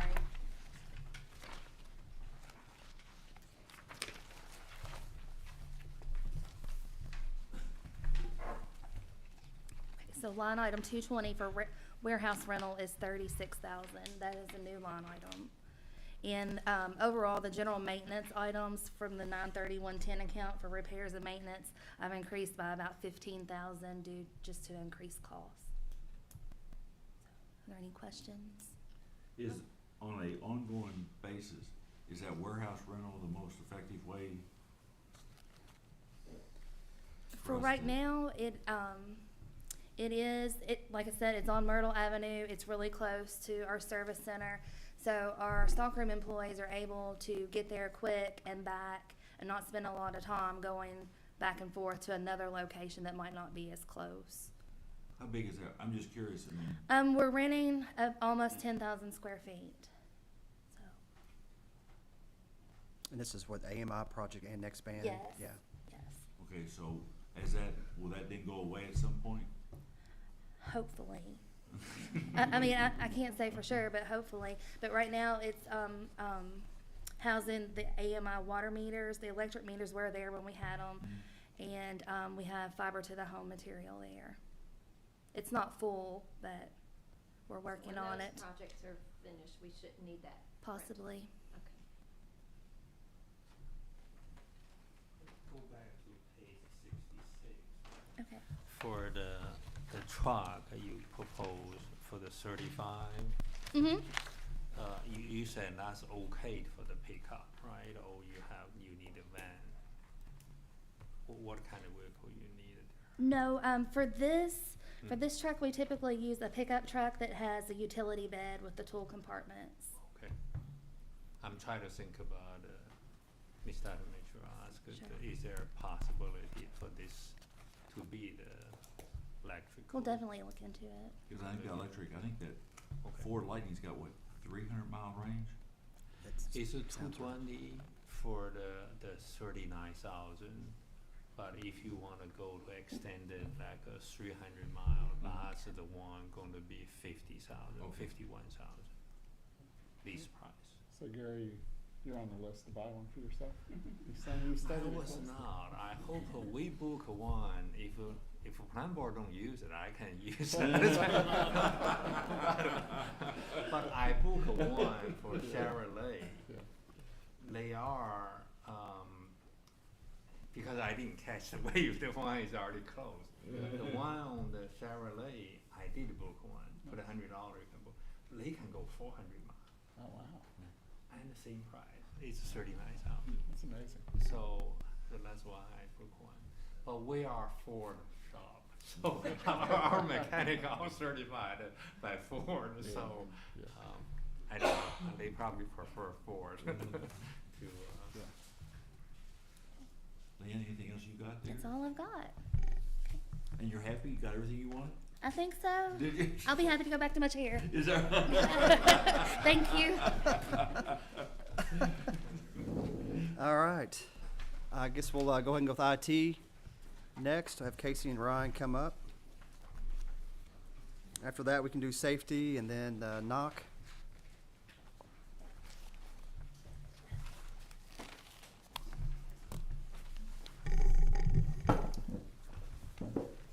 Good afternoon. Okay. Hey, we're gonna start on page 57. And just trying to hit the highlights. We have increases in both our computer expense and our software expense this year. The increase in computer expense is almost exclusively to the phone system that we're anticipating upgrading to in the next few months. Increases in the software are primarily for cybersecurity expense. We have allotted about 30,000 for penetration testing. Other items that our insurance company basically recommendations for things that should be happening, but we're going to be doing some adding some multi-factor authentication. We have some increases in our Microsoft licensing, but endpoint protection, backup and restore, all those types of things have gone up. What about last year? I think, didn't we approve a position last year for additional IT security? Yes, we were able to fill a position for about a month, and they got pulled. Took a better opportunity or just, Yeah. decided to, you know how the market is out there today in the IT field and, Especially just in one of those- security. Yeah, it's a, So it's a challenge. re-advertise it? Oh, or- yeah, Yeah. Have we got anybody or? Nobody that has any kind of real experience that I we mean, need. obviously, like you said, the software and everything is just, I mean, this is not just for this company, but for any company. Yes. It's a critical area. It is. For both service, for security. What do we need to do to be able to fill that? Well, that's gonna be a challenge.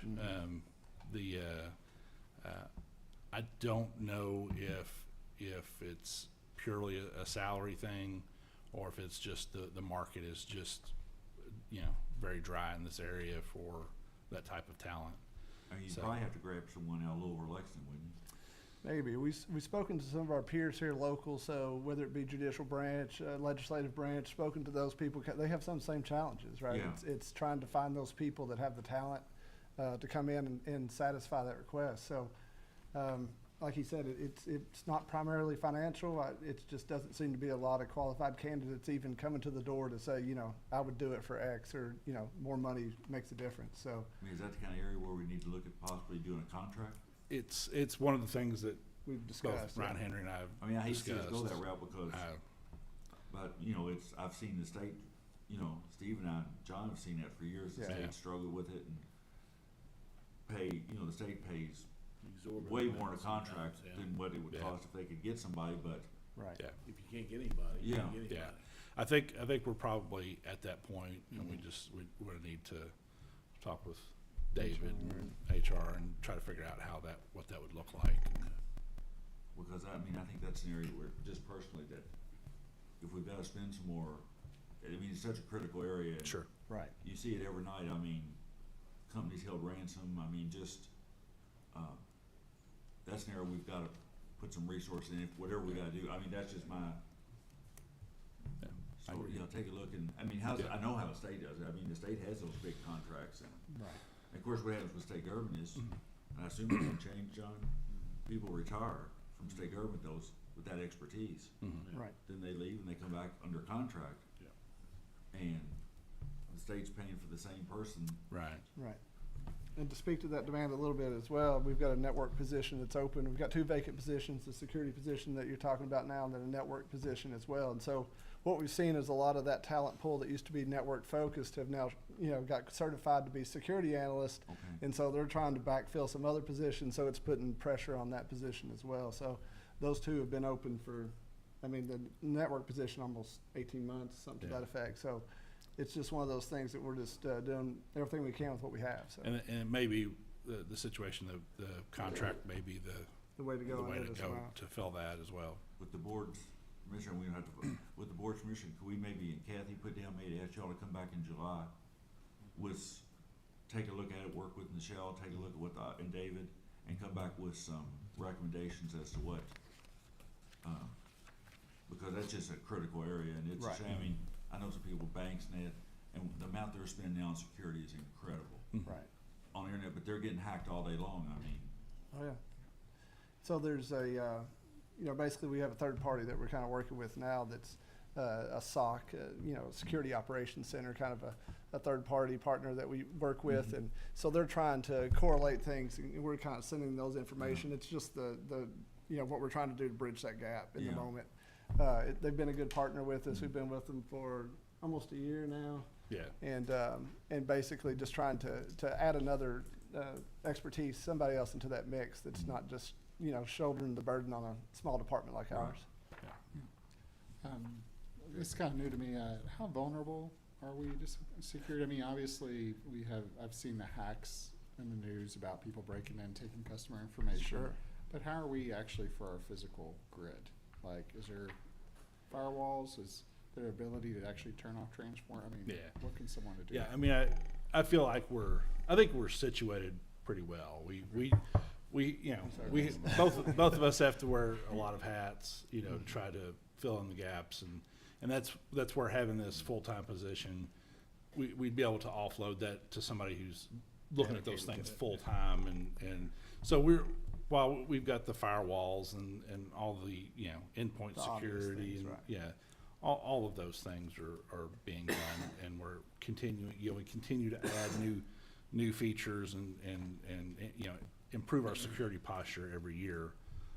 It's a continual type of And it's really something progress. that's happening across the board of all the lines of operations as well. The SCADA system's involved, and like you mentioned, the grid and things like that.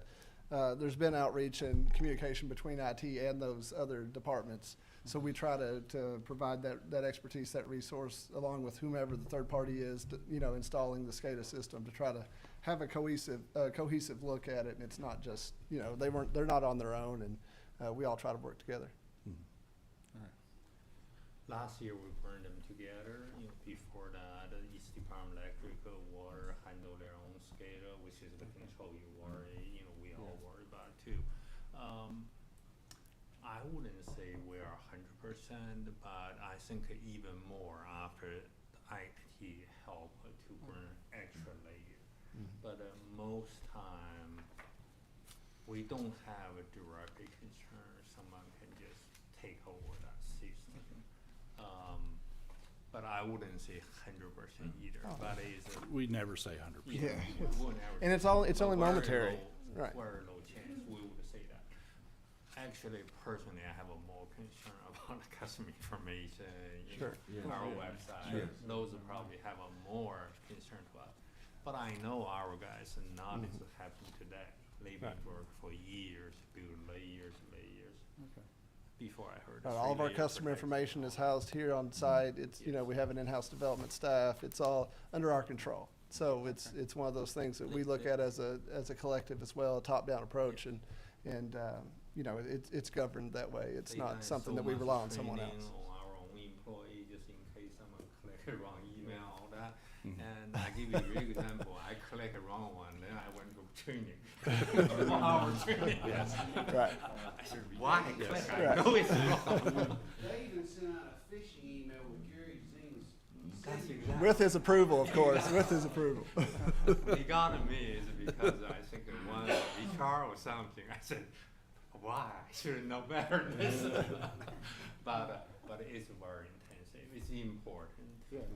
Create another layer. But it's evolving, right? You know, it's all just momentary. It's a constant changing, evolving threat, and we're trying to stay on pace to stay on top of it. Well, we I look forward might to wanna- the July report. I might want to follow up with you guys sometime Sure. next week. Yeah. I'd just like Yeah, a little yeah. more in depth Yeah. because I've seen some pretty scary stuff online around Yeah. energy, what can be done. Yes. So I'd be curious just to know. Sounds Well, good. if you Okay, get- thank you guys. If you can work it out, Jason, between now and July, if you get, no, seriously. I'll try. Take some time to get with them and, I'll try. and put Thank some you. of that stuff in that. I'd just Be like to good. understand better, Yeah. so that'd Sure. be great. Yeah. Thank you. Be happy to. Yeah. Thank you. The other thing I want to touch on is our capital budget. These are, just about everything we have on the capital side is on a replacement cycle. So we try to have such, like for monitors, we try to keep them on a 10-year replacement cycle. And it's just so we're only doing a small Right. batch per year, so we don't have, To flatten you it know, out. have Right. these, you know, spikes in spending. So PCs about every 6 years, you know, so on and so forth. So, but that's nothing unexpected on the capital side at all. Any other questions? Thank you, sir. Thank you.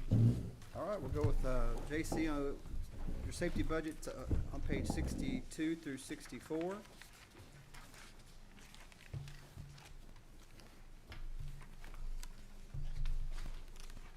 So on 62 is the summary of expenses for the department, 63 is the capital request, and then your line item detail on 64. We already took care of JC. Stephen, he had Steve and I in class. Did. Top students passed. That's right. Thank you, Mr. Chairman, members of the board. The safety budget starts on page 62, like I said, David mentioned. Our budget's very similar to our previous years. The biggest highlight, I'd say, of this year is actually on our capital budgets. Page 63, an increase of $5,000. We'd like to utilize those funds to kind of saturate more AEDs out into our facilities and replace some of our aging equipment. If we move to page 64 in our line items, very similar to years past. Start at line item number 15. This is something we'd like to introduce this year. It's an online service for our employees to actually have access to safety data sheets. Hopefully to improve access to information, improve compliance. So it's something we're actually considering. Several other utilities use a similar service. It's about a $3,300 annual service charge and then a $500 startup fee. If we continue down onto line item 20, Frankfurt Plant Board's a member of Kentucky Roundtable for Utility Safety. We're actually scheduled to host the fall meeting here and showcases, so excited about that. So professional dues and memberships in line item 25. Skip down to line item 35. We've added an additional iPad for our field safety assistant. You know, with COVID and everything and the technological age, trying to keep up and maintain. One of the things that's interesting and unique about our safety budget is actually on line item 50, we do perform biannual ladder inspections that come out of our budget. So every 2 years, our budget fluctuates around $8,000. So this year, our biannual ladder inspections are actually due. We have a professional vendor that comes in. They do preventative maintenance on them also, and it helps, of course, keep our employees safe while utilizing ladders. So if we come down to line item 75, we actually have a reduced cost in our CPR first aid training. Hope you guys liked Kimi.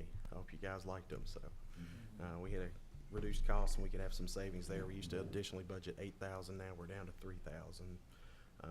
And then finally, one of the takeaways is line item 110, pending our fitness committee. They've actually been working on a improved wellness policy to actually bring to the board. And one of the things they're actually floating is a fitness application that could be utilized to promote employee wellness, count your steps, heart rate, all that good stuff. And you can actually do like membership challenges and stuff. So our fitness committee is actually working on that, and the funding for that actually comes out of our employee welfare expense, which we manage as the same as like our gym and health reimbursements. So, but overall, if you compare us to last year, we're up 0.9%. So good math, sir, it's 1%. But no additional employees, no vehicles. Be happy to answer any questions. Any questions for? What's the fitness reimbursement?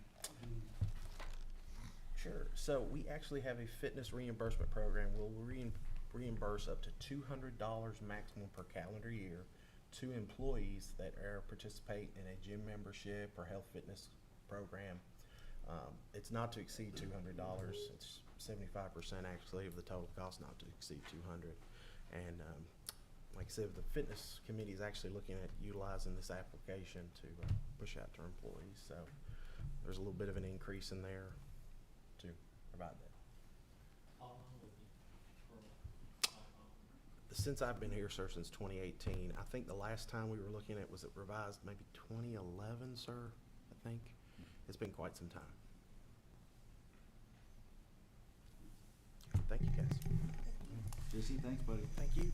All right, we'll ask Darren to come up and cover the Network Operations Center budget on pages 68 through 70.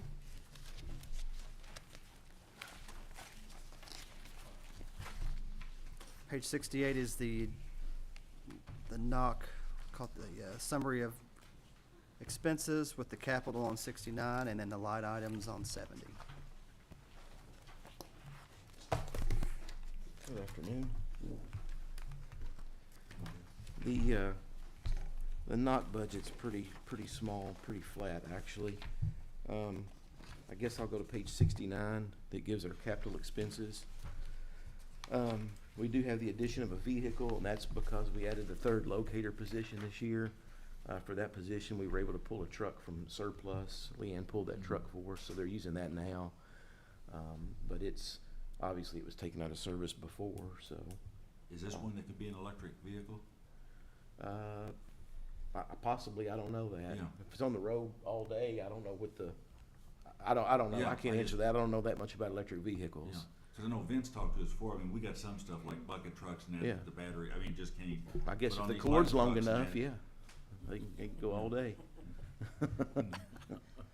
And then they've got one in there for next year as well to replace one that's ready to come out of service, one of our existing vehicles, which would obviously be the same for that.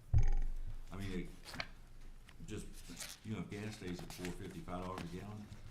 Electric's gonna look really good here very quickly, Maybe they get a diesel. So what is the, is there a process set up when you're looking at replacing that where you do some comparison, like is that already sort of set up so people don't, cause otherwise you maybe would forget. I'll have to refer but to Leanne. I don't know right offhand if we have anything. I'm not sure about that.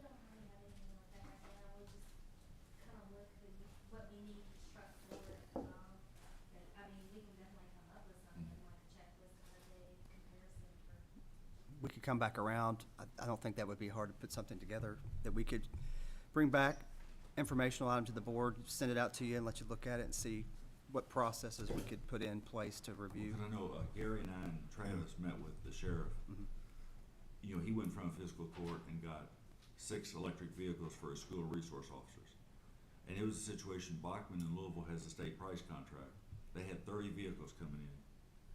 He could have 6 of them. If he passed on them, he could reorder and he could get 6 vehicles next year. I mean, it was, take 6, and that's why he went in front of fiscal court in the current year to get them.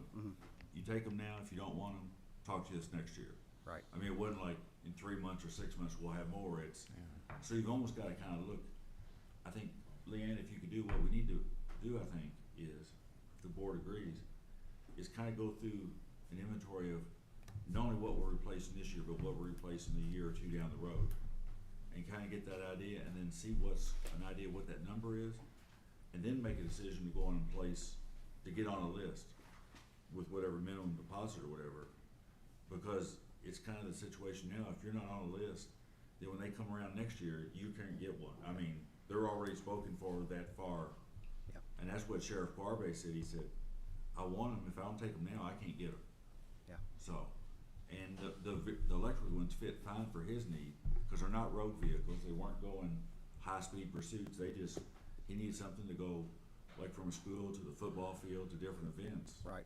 And then they took them home and then recharged them at home, so it was and I guess he's almost already got them. I mean, I think they were getting them in June, so. Yep. I think that's some of the thought here is that ours are on the road running day in and day out. But I think we can come back, Gary, we'll work with everyone to get something. I mean, we probably need to take a look at our whole inventory. I mean, we know based on the big bucket trucks and all that, that's not gonna, but our lighter vehicles, take a look and see what would fit, and then at least get an idea what the market is, and there's something out there to support it, and what the ordering process is. Yes. David, I got a simple question. Sure. How much do we charge ourselves for electricity for our buildings? Yeah, we Sell have the a wholesale rate, or do we have our we own call rate? it's a gratis rate, but it is different. Okay. But it's same as municipal rate. It's a separate class, but the same rate as Okay, municipal. so if we were charging on site, it'd be about 7 cents kilowatt hour or something like that. Yeah, I've forgotten what the gratis rate is now, but yes. Okay. I would say that if we did want to start, that's the idea for sure. When I talk to universities, we go through their fleets and we do that same kind of practice. I'd like to get with Kathy, especially because she's out of the room, so we can lay anything on our plate we want. Is just if Well, we. she's all for that too. Well, we should totally Put it on like, the plate. we should do a global branding of electric vehicles, have something that identifies to the public that this is an electric vehicle. You know, buses do that in big cities and stuff that run on natural gas. We don't have anything like that yet, do we? Okay, but if we're gonna take the time to do that inventory thing, we should definitely have a holistic kind of marketing scheme for it, so. Do you So already you- have something, like a checklist, kind of formula kind of thing already that they could maybe look at? I mean, it's a process. John just laid it out really well. You want to look at the whole fleet, you look at the age of the fleet, you start to figure out that 5-year kind of purchase strategy and what's going to be coming up, and then you kind of go item by item to see what would be the switch out, and then what would be the kind of the costs and benefits of doing that. But then you write the list, you got to get them on 18 months ahead. So I think it's a great idea. Kathy, you we picked just up a project while you're gone. We'll get with you later. I think one thing you gotta make sure we put on any formula is your day-to-day operations are one thing, but, you know. Emergency During an emergency operations. situation, Right. a Mayfield or something, you can go days and days and days and there's no electricity for you to hook up to. So I think, you know, I'm very concerned that we go too far, cause it's one thing to say it works fine for a couple of years and then that emergency hits and half of our trucks won't run. And so that would be my one concern. Whatever formula we put in, we need to have some type of situation that takes into account they do get used for non-standard operations for quite a while. And I've seen us go days and days with almost no power, and I don't know too many electric trucks that could withstand that. And I mean, that's clearly, Vince right on it. I mean, also hybrids are a really good option, so you have that best of both worlds. So they're just a little more expensive, I think. So. I think that's pretty, like all the admin departments, payroll and benefit intensive, as it's the humans that do the work. Okay. So I think they'll only You've have got all one. you've got plenty of locators. You're in good shape there. Yeah, we have, there's times where we get underwater a bit, like everyone else. Now's those times. But in the winter, not so much. So they're making it work, yeah. And the salary, the classifications and everything that we've got for y'all is allowing you to recruit and get people. Yeah. We had a lot of trouble. I mean, it took, I'd have to look, it took over a year to get the last one. We advertised a couple of different times and just between the qualifications required and, what we're really competing with there is the overtime paid by the private sector. We probably have better benefits and better work conditions, but, the younger guys, usually the younger folks that we hire in those positions, they don't mind working 60, 70, 80 hours a week. So they really rack up the overtime, and it's hard to compete with that. But, for the time worked, Yeah. it's comparable. So, yeah. Also, our work really demand a lot every day because they're emergency locating, you have to done very short time. Yeah. And also by law, in certain time, you have to done all that. Otherwise, you can't make. If it's wrong, it's our responsibility too. So, in regard to safety, everything Right. else. So it's a very demanding, very timely to finish it. So a lot of responsibility. Yeah, they've been getting it handed to them the last month or so, but it's spring, summer, you expect that, projects and landscaping and lots of large projects going on, so that's expected. Same with everyone else. Yeah. Do our, employees, get overtime? They can, yeah.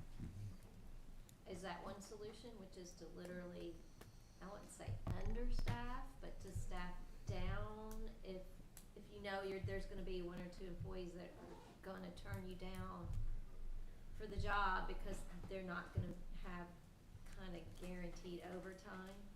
Yeah, I mean, it's not guaranteed, but actually, we're doing some of that right now, actually, because we've been so busy.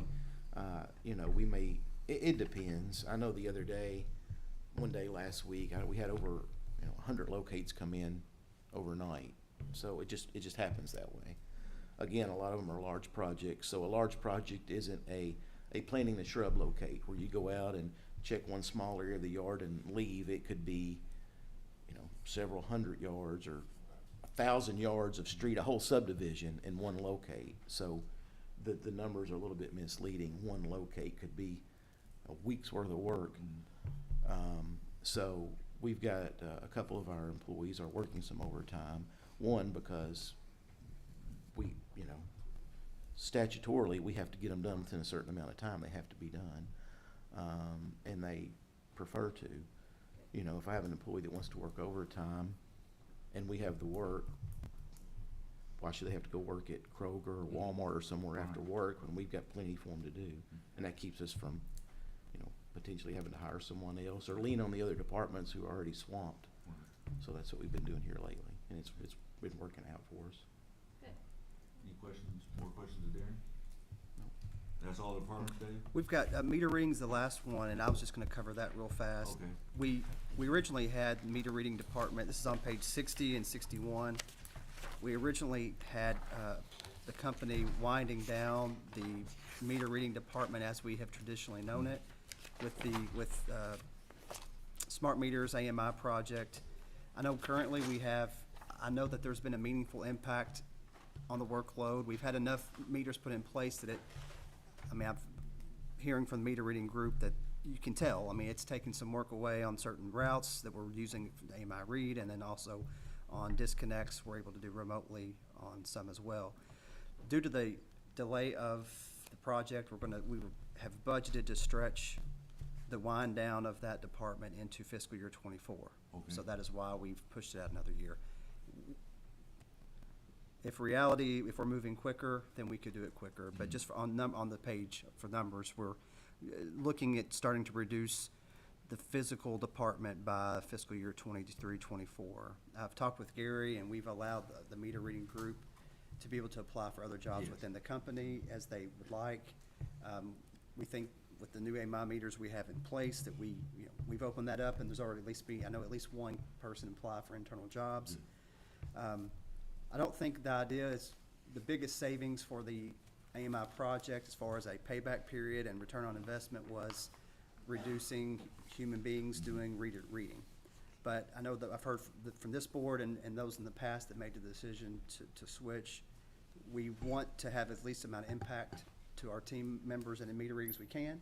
So if we can have other jobs open up and they apply for, that's great. And if we have, but even if we have to work with them and get them some additional training or experience or, vocation or whatever it needs to get them trained for another job or whatever in the company, so. Right. Perfect world, there'll be an opening, everyone will be able to find an opening. We do have the 2 meter techs that will be opened up as well, so can't guarantee anything, but that's 2 other jobs that are open. So the plan will be eventually to move, the supervision of this will go electric and water, who have the meters, will actually take all of this on, and that was the whole deal all along with AMI. So at some point, we will switch this away from its own single department to a subset of electric and water. So, other than that, it's all, once again, it's all payroll and benefit related with, gas and oil is big, they're running up and down the roads all day. And there's a meter reading, service agreement on our, equipment we use, but other than that, that's the primary budget. But that is the last department, so we've got a summary, I know myself, and I've got 1 or 2 people also taking notes as to scribes that we can pull all this together for version 2, that we'll get the changes made and send the version 2 out to everyone with a summary of the changes made, and we'll be asking the board that that's what we would approve at the 21st of June. Let's go. Jason, is there anything that we didn't cover that you want to see covered, discussed, or brought up, anything? Steve? John? Yeah, I got one thing. In the past, John, I've kind of served as the board's representative on KMUA, and last year this time, I expressed some doubt about KMUA and the job they were doing and how they were helping us. I feel better about KMUA. Their lobbyist has contacted me and worked with me on some stuff. Access is was difficult for her, but I really thought the effort was being made. I still would like I still would kind of like their updates to be a little more focused. I think they're a little scattershot. But after attending both the summer meeting and the spring meeting of KMUA, the thing that became clear to me is that the value of this organization for us and for the staff is that you have a group of people that have a very specific job with a very specific set of responsibilities, and the only place they can meet one another and bounce ideas off one another is at these sorts of meetings. Yeah. And that camaraderie might not be the right word, but that connection with those other folks. With all of the cities and everything. Municipal water, electric, telecom, everybody's got the same issues, and how do you deal with those issues and those sorts of things? I think we've budgeted our dues in here for They're in this, here. and so I would encourage, I've kind of changed my tune on KMUA a little bit. I'm a supporter now of go ahead and paying those dues. And leaving it in here. They have increased, but they have reduced some of their expenses. They're getting hit, that organization's getting hit really bad by pension. Yes. Because that's a KERS position, and we were given no relief from the General Assembly on that. So, it's almost a 1-to-1. Yeah, it's 84%, based on what the director gets paid and what we have to pay in pension costs. So that's been their big bugaboo. Of course, they had a house over on Todd Street. They've sold that house. They now rent from us, so we make a little bit of money off renting an office to them. I think that situation's worked out well, so I just wanted to give you all that update. Is everybody okay with leaving it in? Yeah. Okay. Thanks, and thanks for doing all that, John. And the other question I had is, and I think some of it comes from, and this may not be a budget item, but I'm thinking more and more about, the city coming out with their ordinance regarding a franchise fee for telecom. And I think people need to understand that this group that's coming in here is Kentucky wired, essentially. And you know, it still bothers me greatly, and I guess I can say this because I'm just a board member, but still bothers me greatly that Kentucky Wired was sold to this state as a way to get last mile internet to people that don't have it. And now they're going into cities where we've already got telecommunications infrastructure built up. They're building over us, and they're going to compete for our business customers. So I think we need to make sure, and we need to be aggressive in our marketing. We need to make sure people understand that, you know, you get it from us, you get it from a local company, and we're going to be a lot better on our service and other sorts of things. That's just one other thing I wanted to say, and that's one of the things we're going to have to deal with, I know. So that's it. Catherine, anything else you want to? Gary, is there anything that you wanted to bring up or add in that we didn't cover? No, I appreciate you. I mean, I know individual board member all spend a lot of time for the budget. I mean, each one, I know. Like Ms. Mason, he went through line by line. I know. 30 plus questions. We. It's probably putting the guy who's budget analyst on the board. But I'm glad you all do, because it's so important to us, because you are the policymaker, make decisions for the future for us. Appreciate it. Thank you. Ben, anything from your perspective that we should have put in, should take out, or anything we need to be looking at, or? No, I think, you know, we have a pretty good handle on the things we need to keep going. I think the plant board, for a lot of the years I've been here, I'll be honest, and I think this speaks to the ratepayers' money. I think we have maintained and kept our system in good shape, all of our different systems, and we do a good job of staying on top of things, it feels to me. So do I think we need to make changes in a lot of ways? I don't. I think we've done a good job of staying on top of the wave of things that need to happen. So I think maintenance-wise, we're in pretty good shape. You know, every year things happen and we make adjustments, but to me, it looks like a budget we can definitely work with. And definitely, I mean, I think we know that next year, not this budget year, but next year, it's gonna, there's never an easy budget year. Next year's gonna be tough. Tough, because if electric rates keep going up nationwide, depending on what inflation does, everything else, I mean, it's gonna be some more challenges. I mean, but time's gonna tell, but it's every reason to think next budget year will even be tougher, so. One thing I like to mention that since Ms. Mason and Ms. Kubine joined our safety meeting, you've done so good job. Every department want to figure out a way in where you all come in for something. I'm sorry, I'm kidding. I don't know how often that they gotta do the CPR training. I really think it needs to be done very often. Yeah. I mean, you know, just the one time, I think I could go back again, and again, it would help me to retain it, but the more y'all can do of that for the employees. Yeah, Steve and I were partners, and we're role models for the whole company. So. We broke each other's back. Hans, anything you've got? No, sir. I'm always amazed at the spreadsheets and, you know, all the numbers moving around. Well, David, thank you for From everything. old Lotus days.